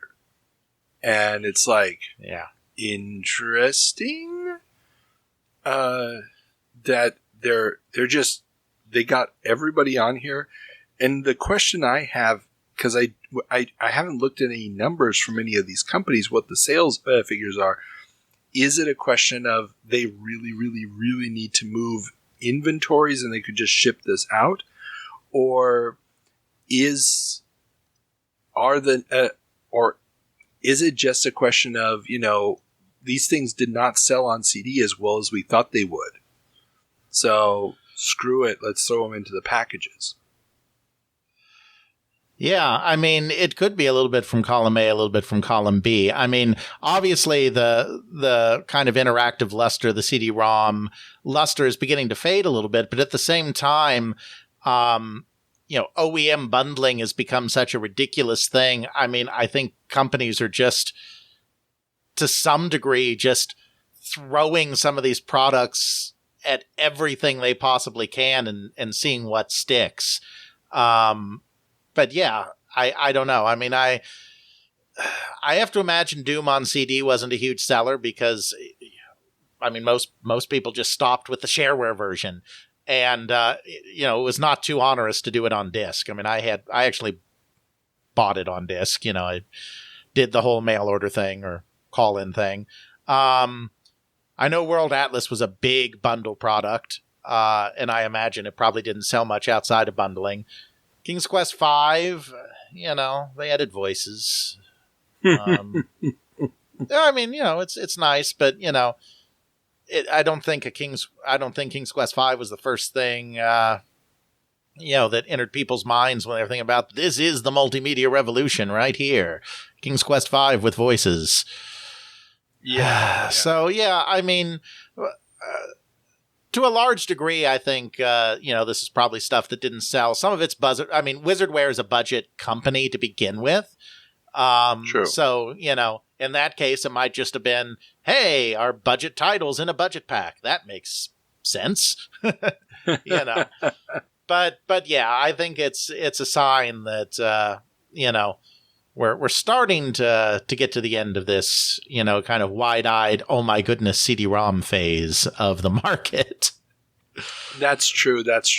And it's kind of also fun to see because this kind of bundling of a whole bunch of software into one box in Europe was, I mean, it's a common practice starting in like 84, 85. And to see it in the US, I mean, there's not a lot. I mean, there was some bundling or box sets of software before this, but it was really, really seldom, especially in this quantity. So it's kind of interesting to see that suddenly pop up in the US. Yeah. But yeah, it's fun. And I think it's mainly due to the fact that CDs are so cheap to produce as opposed to, absolutely, floppy disks. Absolutely. And speaking of surprising things showing up in the United States, Commodore advertises CD32 in the US. Yeah. Now, remember everybody that we talked last month about how Commodore announced that they were basically liquidating the company. The company's going to be gone. So they did that in April. That actually was real-time April newspapers. Now, these are magazines dated May. So there's probably some overlap here, or it had already been scheduled and there was no going back, whatever the case may be. So Commodore has taken out a one-page ad in GamePro and also Electronic Gaming Monthly, promoting the CD32, including a telephone number readers can call to, quote, find your nearest location, end quote. That was their actual words. It makes no sense. But it's, they're saying you can, find your nearest dealer and get your CD32. And yeah, it's weird because I don't know which dealers had CD32s. I mean, yeah, I'd love to know the origin of these ads. I'd love to know who okayed it, who was supposed to be manning those telephone lines. I find it odd. Yeah, I have no idea, but Commodore is kind of going a little bit off the deep end in general in this time period, it seems like, because our next headline is Commodore developing RISC CPU. Oh, yes. Commodore UK head David Pleasance has told Amiga Computing magazine that the next generation of Amigas using the AAA chipset will be powered by a RISC CPU developed by Commodore, quote, in allegiance with a couple of well-known companies, end quote, that he refused to mention, and will have a 3D rendering engine and be completely compatible with Windows NT and existing Amigas. Yes. Now, this is all coming into the context of the fact that Motorola has announced that they will no longer be developing new versions of the 68000 chip. Mm-hmm. Especially since Apple, their biggest customer, is now making PowerPC chips with IBM, so there is no real market except for Atari and Commodore, and, well, those aren't large enough markets to justify developing new versions of the 68000. So they need a new chip if they're going to keep going. And yeah, this yes, but it's already pretty clear that they're not going to keep going. We have already announced the bankruptcy. well, again, this is a magazine, so this interview happened before that. No, I understand that. But yeah, and there's something I didn't add in here, but the American magazine Amazing Computing or Amazing Amiga, I can't remember what it's called. It's an Amiga mag. The editorial page in that this month has essentially it's trying to gather together all of the rumors that are going on in the Amiga community about what happened at the, I think it was February board meeting that happened in the Bahamas. And we reported on that back when we talked about it, how, they were like, well, it looks like unless we can get some new funding that this may not work anymore, that we may have to shut down the company. And a whole bunch of Amiga dealers and big Amiga fans that own stock flew to the Bahamas and were there for that meeting. And one of the rumors is that the board members had a pre-made script that they just read off as if they were talking to one another. Some of them even by accident reading the wrong parts and stuff. And one of the rumors was that they didn't even take questions from anybody, which one of the dealers who was there that was not true, and that he had written this pre-written statement that he gave, saying, hey, why are we still have these people in charge? Why didn't mention Gould by name, but why is Gould still in charge?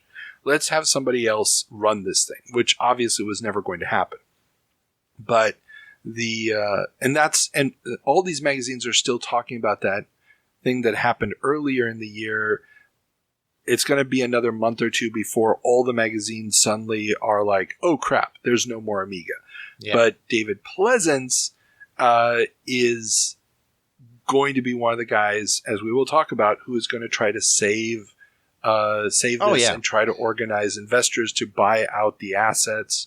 Yeah, because the UK, because the UK division is still scraping by at this point.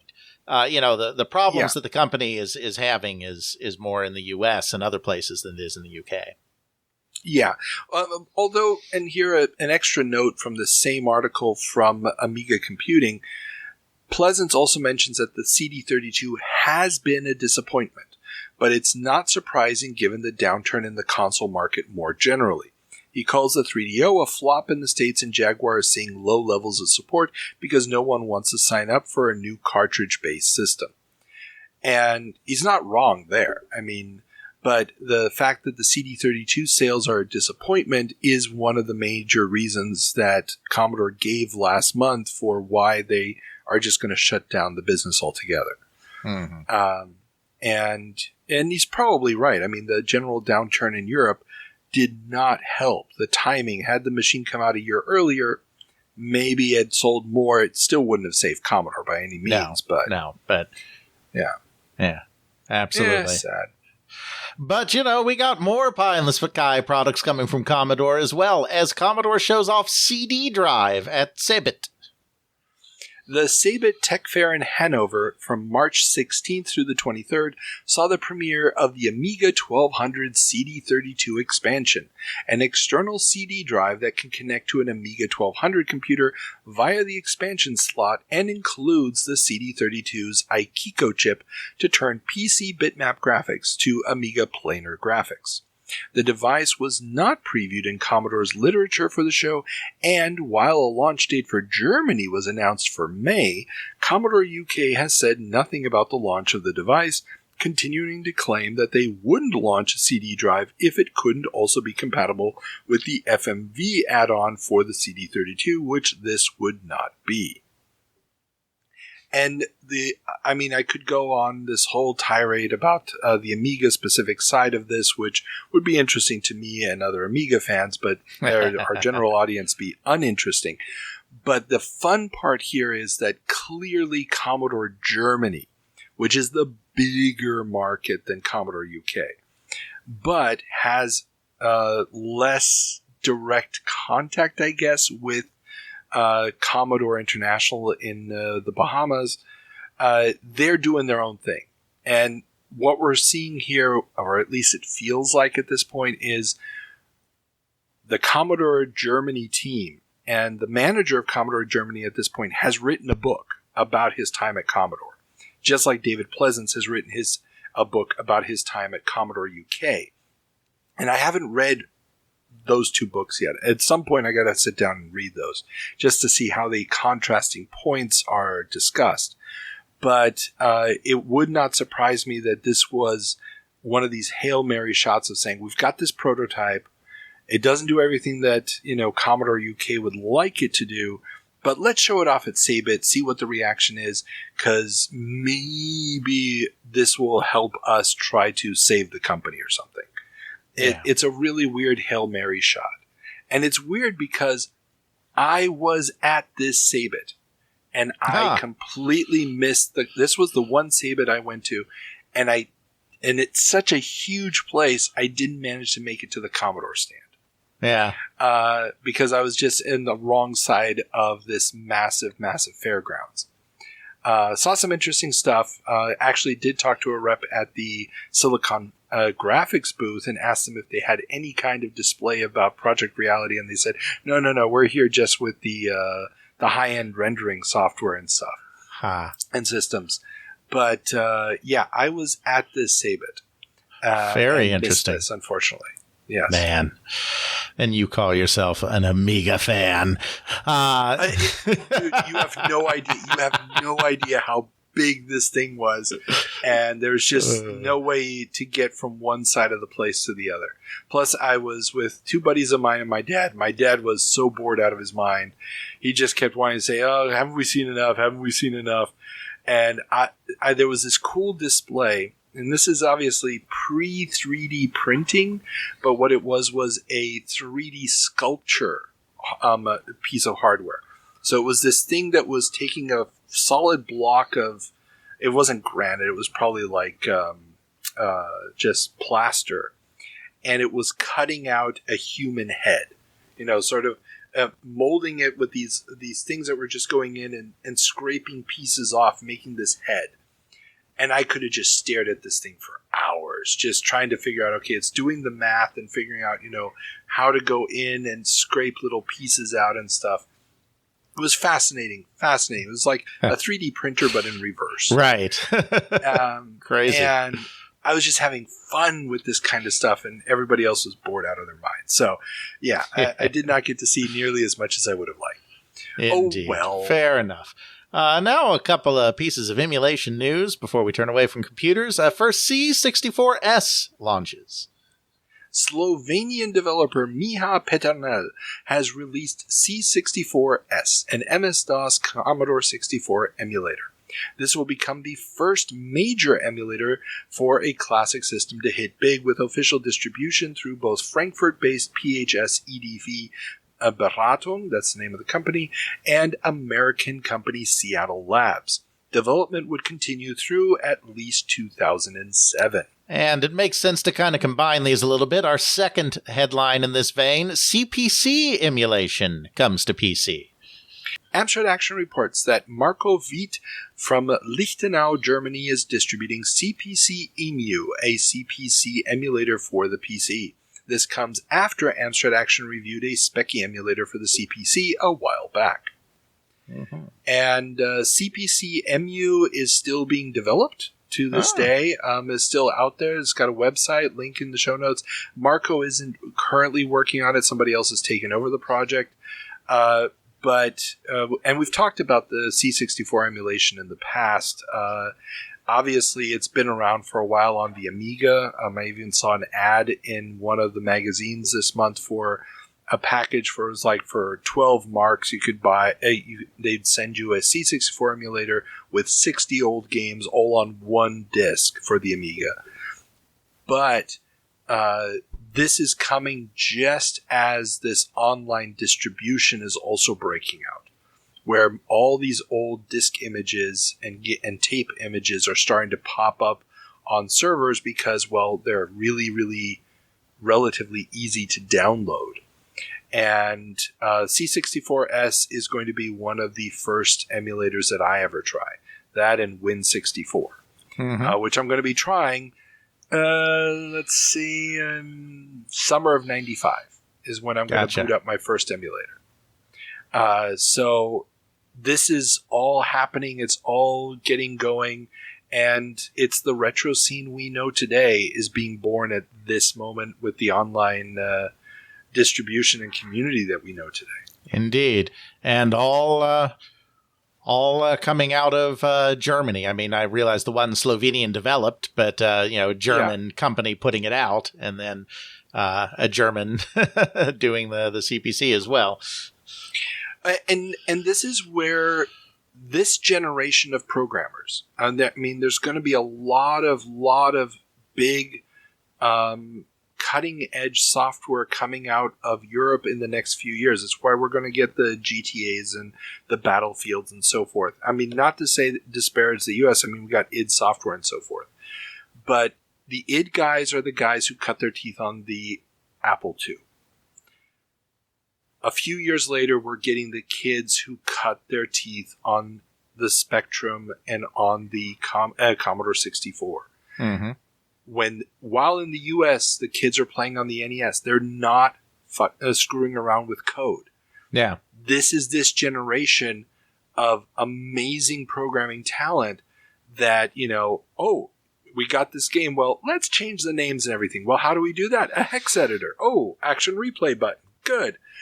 And they're figuring out how to do this. They're reading the magazines where, in addition to the game reviews, there's also the game listings. Yep. And they're hitting this nostalgia right now.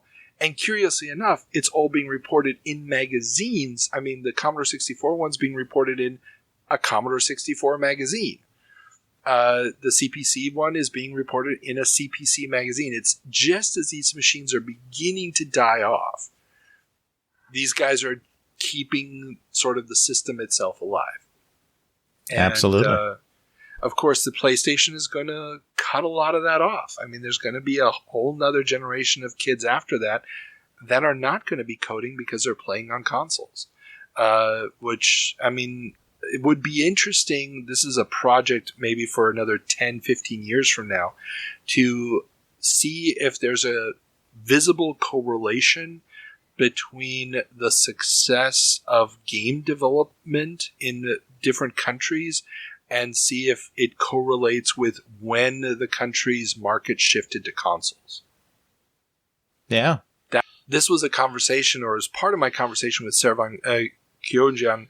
I can't remember how much of it made it into the final episode, but we've actually continued this conversation over since I did that interview like a year ago, where he very credibly, I think, argues that one of the big time bomb in IT or computer science that we're facing is that virtually none of the programmers coming up through the system today understand the basics of the systems. Like, there's virtually nobody left who could write an operating system today. Yeah. And the people who can, they're all pushing 50 or older. It's his generation of programmers. And we're going to hit a point where suddenly, if you really want to make any kind of actual progress, you're going to need these kind of people. And it's simply missing because too many people are not spending enough time with low-level stuff or even on the computers themselves.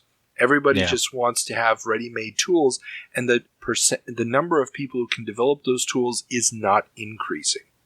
Yeah. So it'll be interesting to see how that develops over the next few years. Absolutely. Turning our attention then to online news, where Sega Channel to launch in Japan.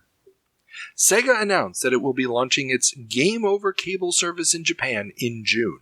Two cable companies, Cable Television Yokkaichi and Tokyo Cable Network, will be offering the service at a monthly fee of 3,200 yen. The hardware needed, adapter, and Mega Drive console will be made available on a rental basis. And the major thing here is not that Sega Channel is coming to Japan, it's that they're going to rent you the Mega Drive because they cannot assume there's enough people with Mega Drives. Yeah. Which is interesting. Indeed. I just thought that was really, really interesting that, it's like, oh, and we'll also give you the Mega Drive because, we know you don't have one. We just know this. Indeed. Our next bit of news here, Silicon Graphics founder teams up with Mosaic devs. Oh, yes. James H. Clark, founder of Silicon Graphics, has teamed up with Mark Andreessen and several other members of the team behind the Mosaic browser for the World Wide Web to form the Mosaic Communications Corporation. According to Clark, Mosaic gives the clearest vision of how the information superhighway will develop and be commercialized. And he's not wrong. Yep. James Clark, the man who famously founded $2 billion companies. Exactly. Did you ever use the Mosaic browser? No. By the time I was getting online, it was already Netscape, so I never used Mosaic. Yeah, when I first got online, the first time was with Mosaic on a Mac, of all things. And later on, when I hit college, we had one computer lab which was just Unix terminals that had Mosaic on it, and another one where they had just installed Netscape. So, it was wild and crazy times. But yes, spoiler alert, this is going to become Netscape.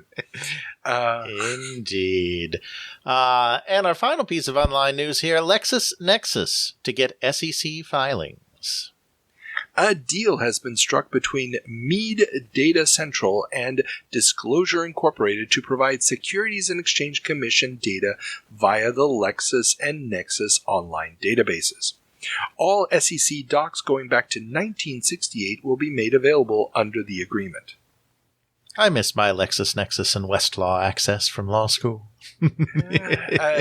As someone who still has LexisNexis access and uses it for the benefit of this podcast and all of the listeners. I know. Oh, dude, the first time I ever got a Westlaw account. Oh my God.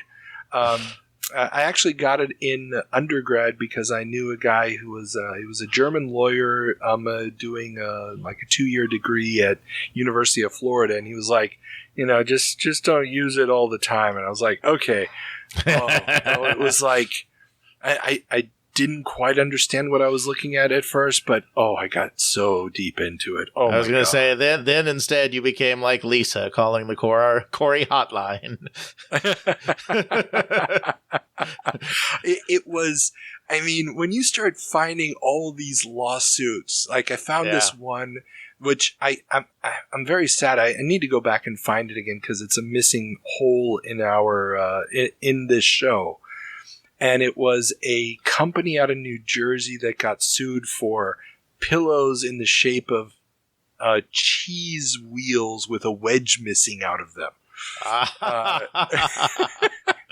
Oh my. Yeah, that's how they were trying to sell their Pac-Man pillows, and they got sued. And just reading through all the filings in this case, it was so awesome. Yeah. So, but the interesting thing here is that what we're getting now with these two stories is we're starting to get a lot of interesting data, and we have at the same time through the Mosaic browser a way to view it.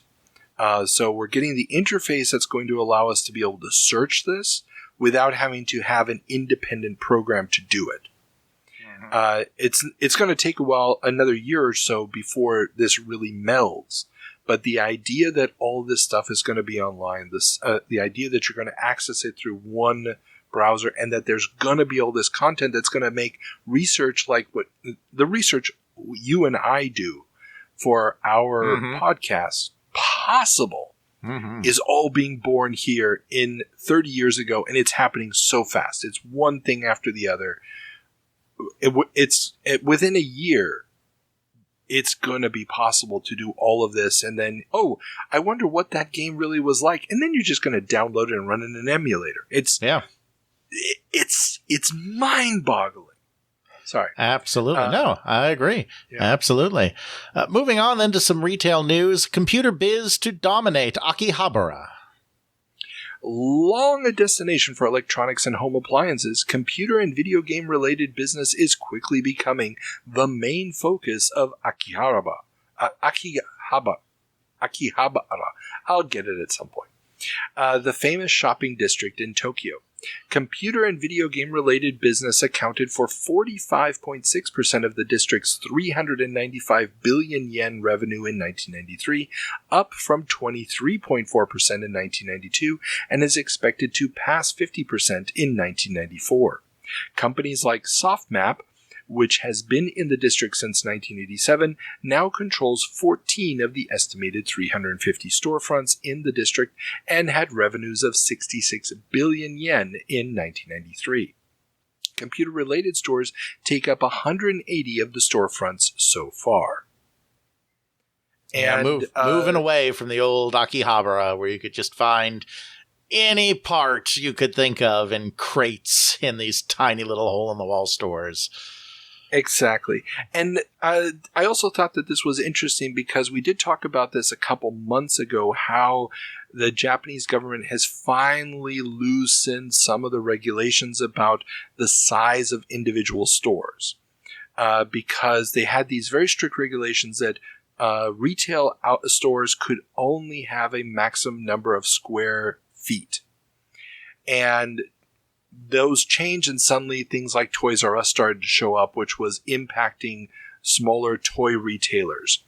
And they're starting to get more and more of this. Now, here in this district, they're still measuring everything by number of stores because each store is basically limited in its size. Right. So the fact that this one company doesn't have just one big store, but has to take up 14 locations in this relatively small district is just a direct result of the fact that it's still all these little independent storefronts.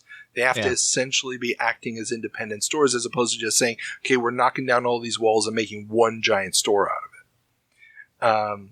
So yeah, it really is the mutating. And if you look at pictures of the district today, it looks completely different.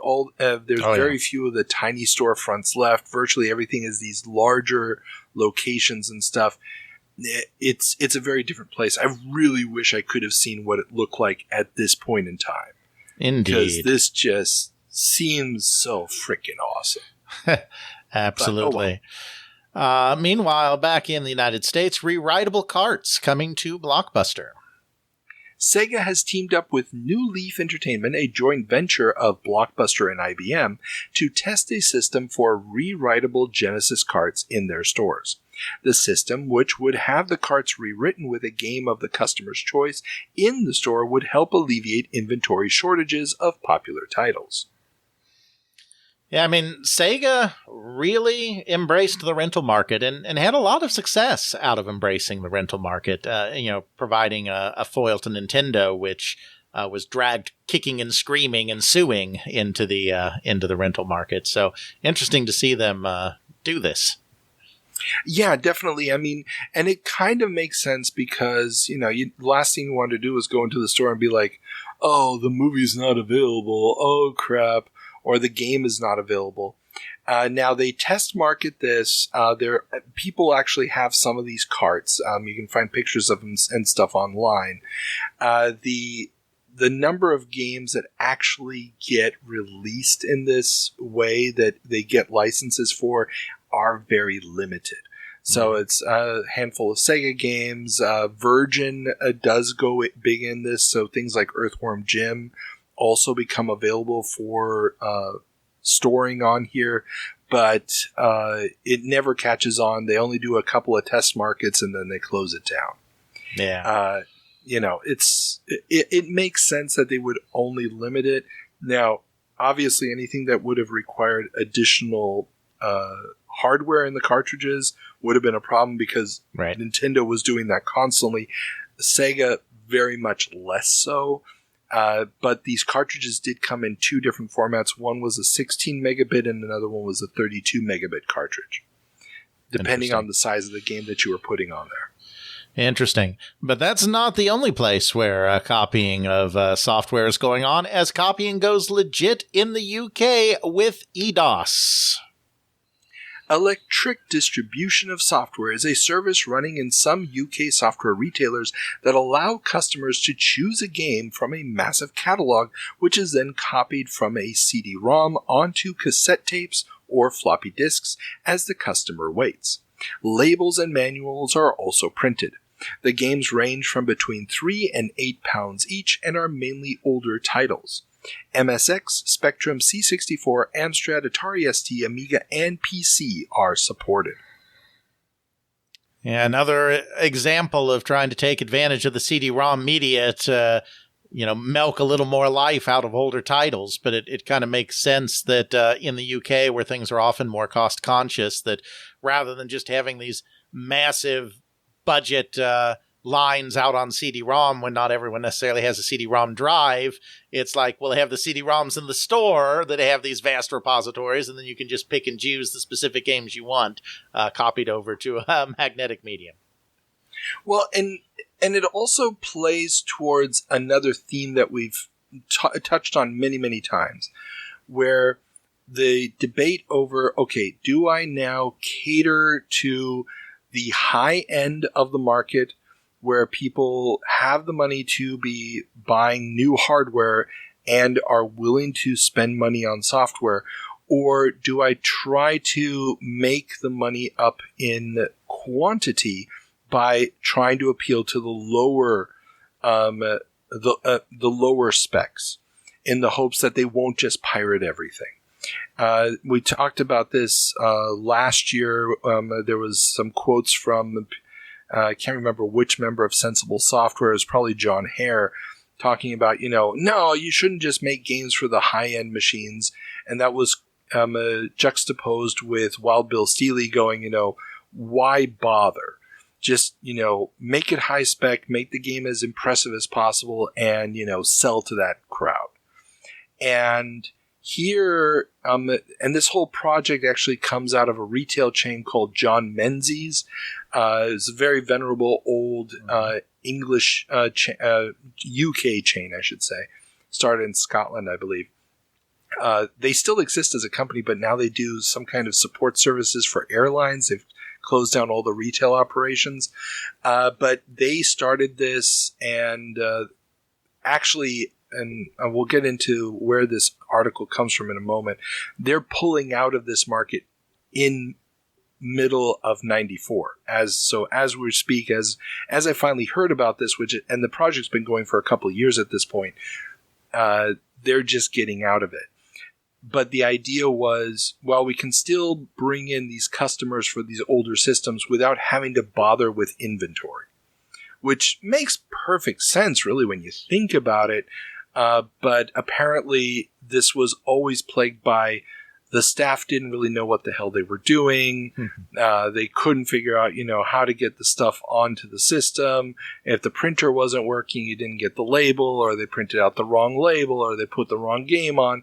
Apparently, this just was a technical hurdle that was too high for the standard, probably slightly above minimum wage retail chain salesperson. Sounds about right. Yeah. Yeah. And just to put this into context, the article I found this in was Commodore Format Magazine, which is one of the last, if not the last, C64 mag in the UK at this point. And obviously there's not a lot of new software coming out, although we will talk about that in just a moment. So they're doing a monthly segment where they're reviewing top games that are currently available for the Eido system.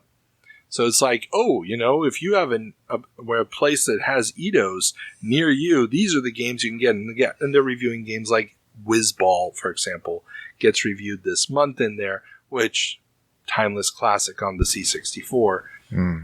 And that's sort of where, it's like, if you're still on your C64, this is your last shot for still buying software in a store. I'm not sure if everyone's other favorite co-host, Ethan, would agree that Whizball is a...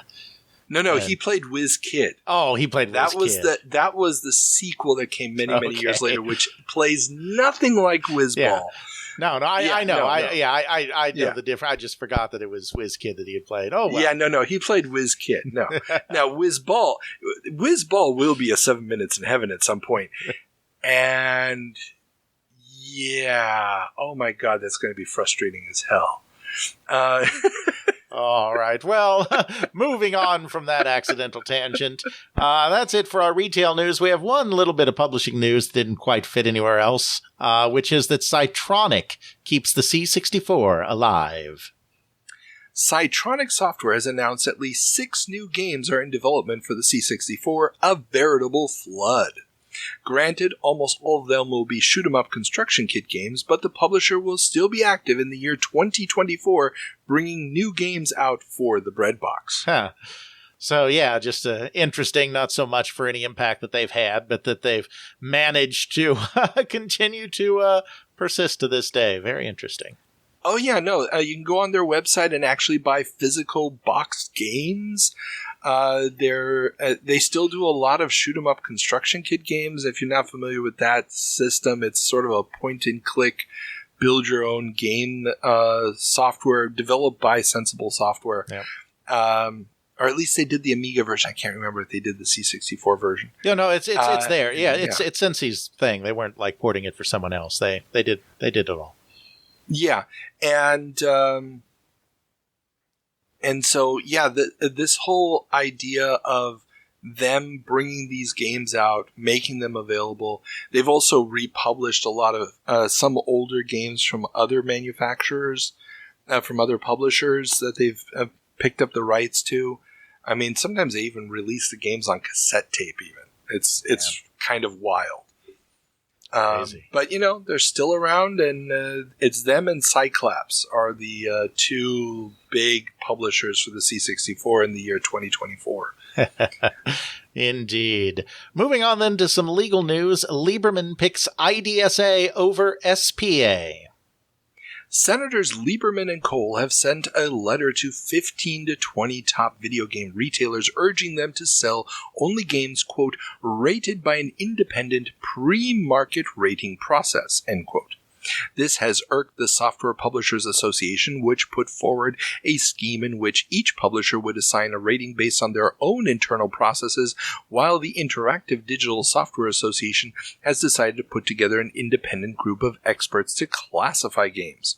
While the senators didn't want to endorse one or the other, their letter was clear, stating that the SPA-backed system was, quote, less reliable and less credible than the IDSA approach, end quote, and warned retailers of additional costs if a title labeled by a publisher should have to be pulled to be reassessed upon the filing of a complaint.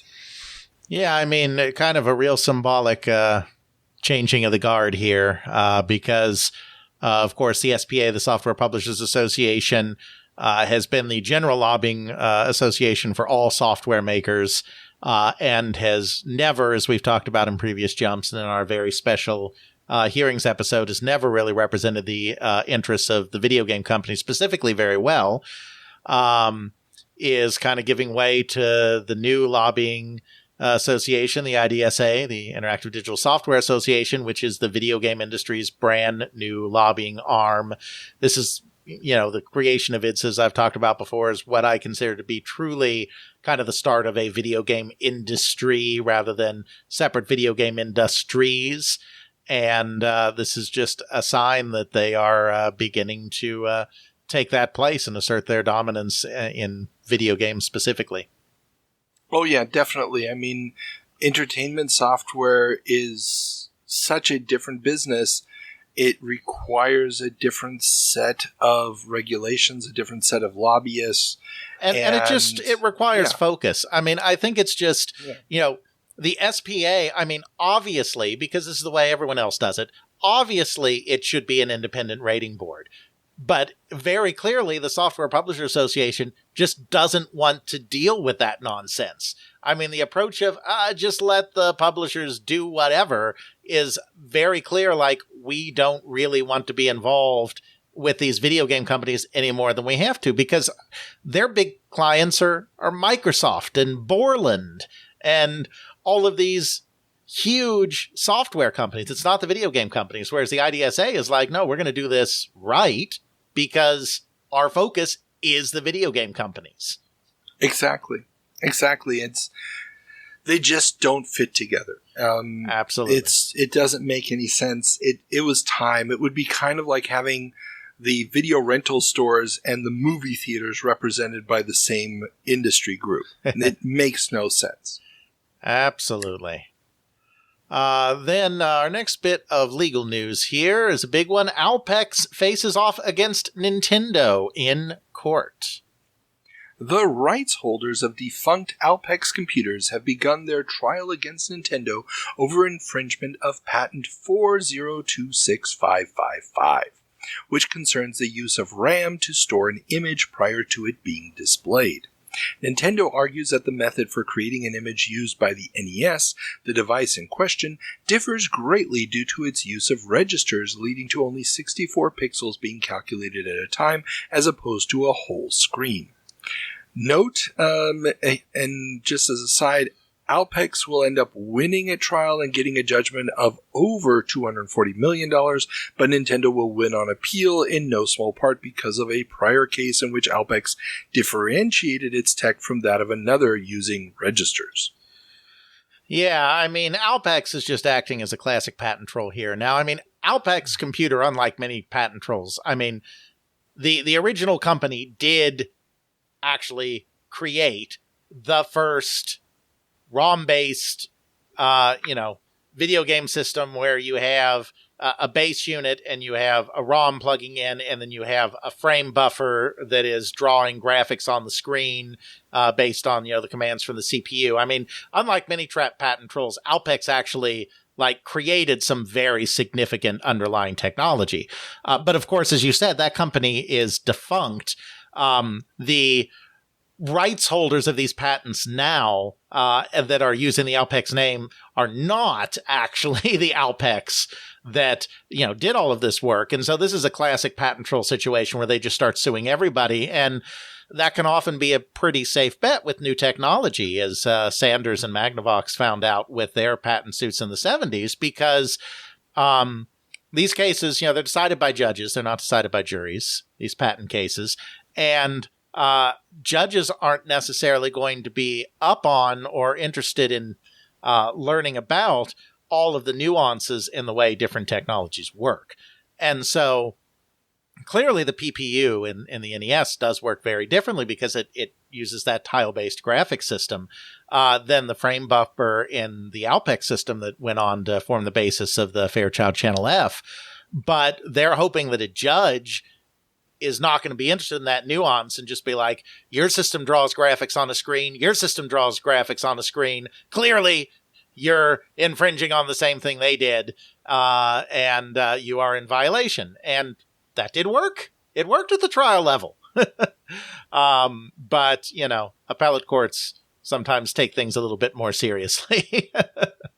Yeah, well, the big thing here is, and I don't know, and this is what I couldn't figure out or couldn't ascertain, was whether or not Nintendo discovered this prior argumentation from Alpex at the trial level, or if that only came in during the appeal.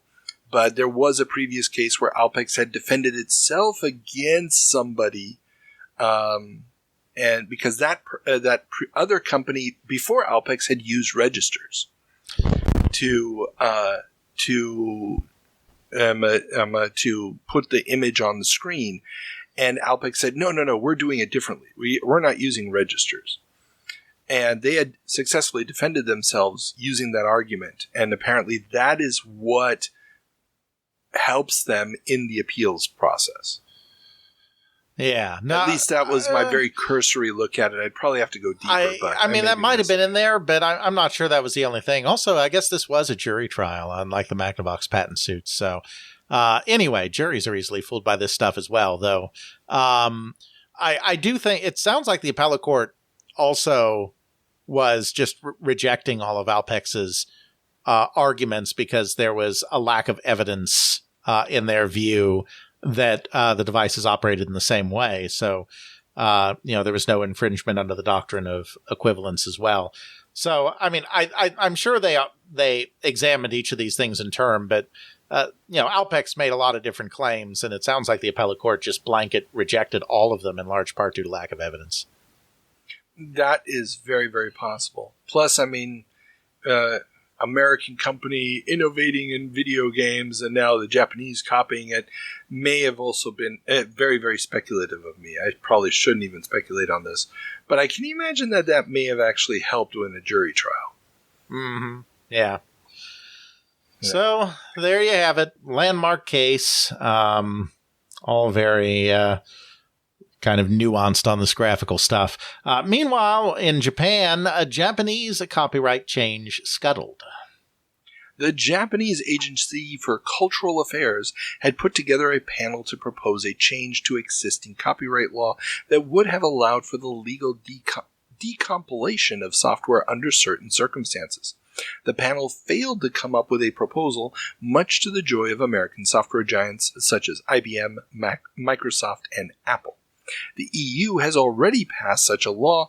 Only Sun Microsystems seems to be disappointed as they see decompilation as a legitimate way to help software makers create programs that will work well with others. Of course they would, because they need to be able to network all these different systems that don't want to be networked together. Indeed.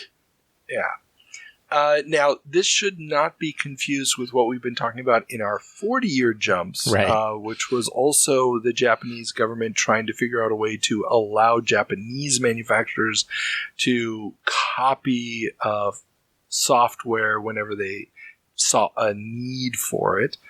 But this is 10 years later, they're like, well, should we allow them to decompile it to try to figure out how it works and create compatibilities and other things?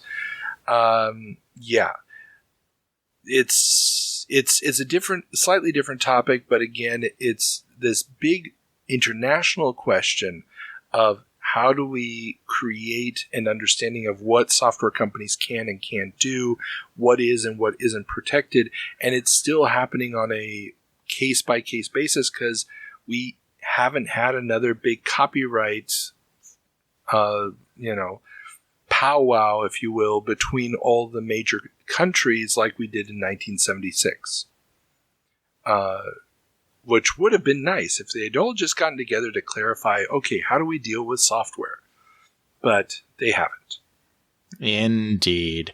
All right. Now, closing as we always do with a few miscellaneous stories, it appears that Jean-Claude Van Damme to headline Street Fighter movie.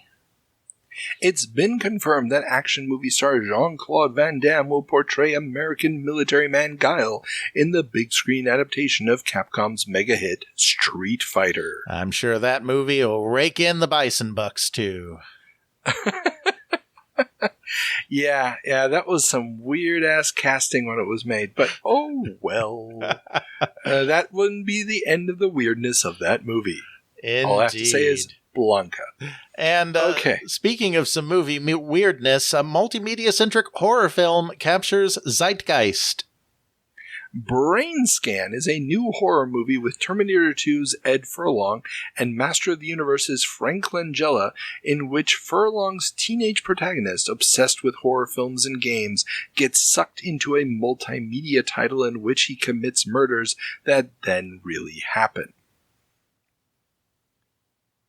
And I had never heard of this before. I saw a review for it in the New York Times archives, and then I saw a trailer for it and read a synopsis. There's some weird demon and stuff. It doesn't really matter, but it's this whole idea of, he's been exposed to every violent piece of home media, including violent video games, and now it's the bringing together of, video footage and gameplay and making decisions inside of this realistic looking scenario, that, it just felt like, okay, somebody had the foresight to grab onto this as quickly as possible and strike while the seventh guest iron was hot.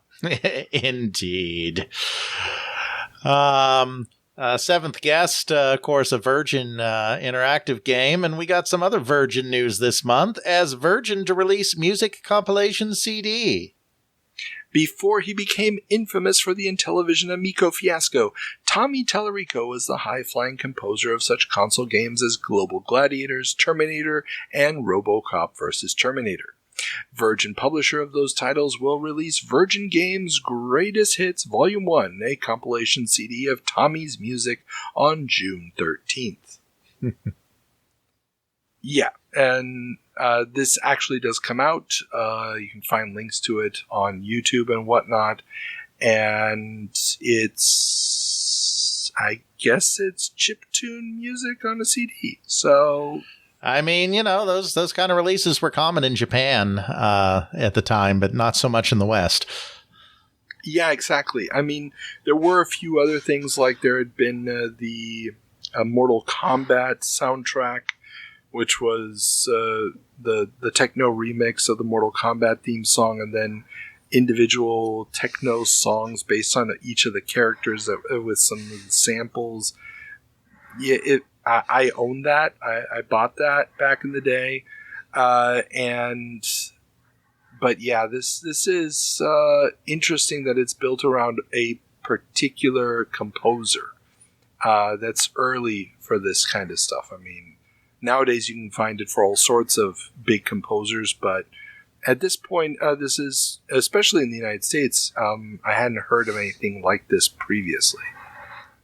Indeed. Speaking of some music news, Billboard previews music's digital future. Billboard magazine has a fascinating look at the new ways that traditional studio music is beginning to enter homes, from CD-ROMs giving fans insight into how music is made or allowing for interactivity with the images in a music video, to video games like Road Rash licensing existing tracks. New technology is opening new ways for music to generate revenue. Those still rely on traditional packaging goods at retail, though, and the article discusses some of the current plans to bring CD-quality sound to people's homes via set-top boxes, satellite transmission, custom CD burning in stores, and computer download. Where will this leave retailers? That is a question only time can answer. And it will. Exactly. When I saw this as a Billboard article and the relationship to retail, I mean, we talked about this already with the profile of id. Last time we did a 30-year jump and stuff. So there's, I mean, it's in the air. There's this pregnant pause of, wait, what does this actually mean for the traditional business models? And I hate to break it to you, Carl, but that was not the previous jump. That was this jump. It was just that was this jump. Oh my God, we've gone through so many stories. That yeah, the Forbes thing was this jump. Oh Jesus! Sorry, everybody. It's getting late over here. But yeah, it's just so prevalent in everything. You just feel something is coming. Something is coming. Well, you know what that something is, Carl? That something. 3 Little Pigs? No. Is green jelly. Yeah. Because green jelly wants to ooze all over multimedia. Oh, yes. Our last story of the day, comedy rock band Green Jelly has joined with Zoo Entertainment to form Ooze Jelly, a company that will help bring the band beyond just music videos with a pilot for MTV, a CD-ROM, and video games, among other projects in the making. So, yeah, as far as I can tell, nothing ever comes of this, at least not anything I could find, but, you know, Green Jelly, infamous for their 3 Little Pigs claymation music video, which absolutely brilliant. If you haven't seen it, go out and watch it now because it's just so much fun. I loved it so much back in the day, and the band still exists today. They're still going strong, or strongish. I mean, they're a bunch of crazy old guys in LA, but yeah. Fun stuff, and just sort of a nice little end cap to the silliwood traditional media meeting computer-based media fad of the time. Absolutely. So, we're done. You have one more task. I do, but before that, you have to give us the quote of the month. Oh, you're right. There were so many wonderful quotes in the stories, but this one just was so special, it needed its own place. So the quote of the month, this comes from an article in Consumer Electronics about Sega and MGM collaborating with one another, and the quote is, one game industry veteran bemusedly points to, quote, feeding frenzy, end quote, of new interactive media deals, said that, quote, if you step back from some of them and ask, where are the benefits? You can see they're not well thought through, end quote. Delightful. It's a wonderfully subtle way of saying, why are you doing this again? Yeah. And so this, yeah. The quote of the month just sort of encapsulated the whole silliwood thing, I thought, quite nicely. Absolutely. So, before we can wrap up, what is the word of the episode? Well, I am going to actually limit it to a single word this time. I often do a phrase, but there is one word that I think really does sum this all up, and that is interactive. Because so many of the stories are about how slapping interactive onto the end of something, one story is literally about that, is the current trend. The new hotness gets all the venture money. We're seeing the traditional video game companies kind of lose steam a little bit with profits dropping because interactive is the future, baby. It's going to be all these media companies and all of these multimedia things and all of this seedy stuff that under the umbrella of interactive that's going to take over the world. Or at least that's what the headlines are telling us in May of 1994. And I believe that you are correct, sir.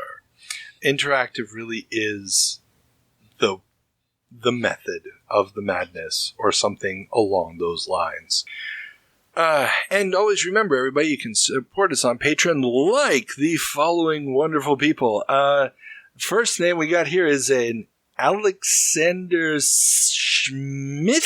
I'm not sure how we're supposed to pronounce that. That sounds a bit shady to me. Sounds a bit dodgy. Are you sure that's not some kind of front for some kind of like credit card theft ring or something? Probably. And Alexander Smith. It just sounds so generic. It can't so be generic, exactly. Yeah. Yeah, that's it. It's a me, Alexander. And next we have Andy Jones. And then we have Chris Rowe. Followed by... And if we're killing the pronunciation of any of these, send us a letter and let us know. Yeah, that is the strangest pronunciation of Harais that I've ever heard, Carl. It is clearly Harais and not Chris. Come on now. Just kidding, obviously. We have another Chris as well, Chris Worthington. Yes, Dean Schmidt. And look, it is Ethan Johnson, friend of the show, as I like to call him on my own podcast. Yes, very much a friend of the show. Then we have Ian Mew. And then we have Jacques van Blokland.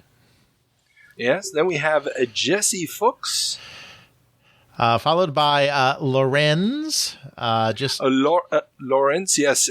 Just Lawrence. Very good friend of the show who's contributed many a correction. Very good.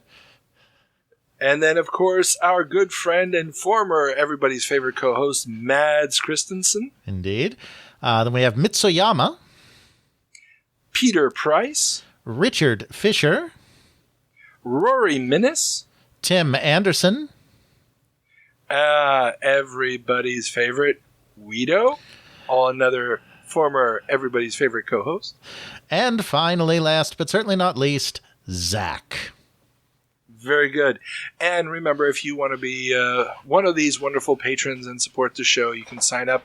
And a reminder, everybody, that Apple has come for the patrons. They want 30% stake. So if you are currently a patron supporter or want to support us, please don't do it through the iOS app. Log onto your computer and do it through there so that they don't get their 30% cut. Okay? Because that would be in addition then to what Patreon already takes off. So, yeah, it kind of defeats the purpose. Yeah. So, with that being said, remember, everybody, all the links to everything we talked about are in the show notes. Alex, where can everybody find your fine non-video game newsroom time machine work? Well, as always, Carl, that would be They Create Worlds, podcast, book. I don't really blog, but occasionally I get bored and write a blog post. TheyCreateWorlds.com, podcast at podcast.theycreateworlds.com, or from all your major providers, Apple, Spotify, etc. And most recently, we have been taking a look at our top 100 games list, as we talked about at the top of the hour here. That's funny how I just referred to this podcast being only a single hour somehow. But just as a reminder for those of you who made it all the way to the end, we have been currently re-examining our top 100 games list that we did, influential games, not best games, that we first did back in 2019. And we have opened that up for fan feedback to see where they think we may have gone wrong, where we should take stuff out, where we should put stuff in, where we erred in our first episode of this look at taking stuff out. We've gotten a couple of those as well. So if you want to listen to that and then drop us a line to tell us how totally wrong we are taking that feedback before we do part 2 of that look back after the next episode. So 2 episodes from now at the time of this recording. And of course, you all know, bomb him with the request for Project Firestart. Okay. Oh, God. With that being said, everybody, have fun.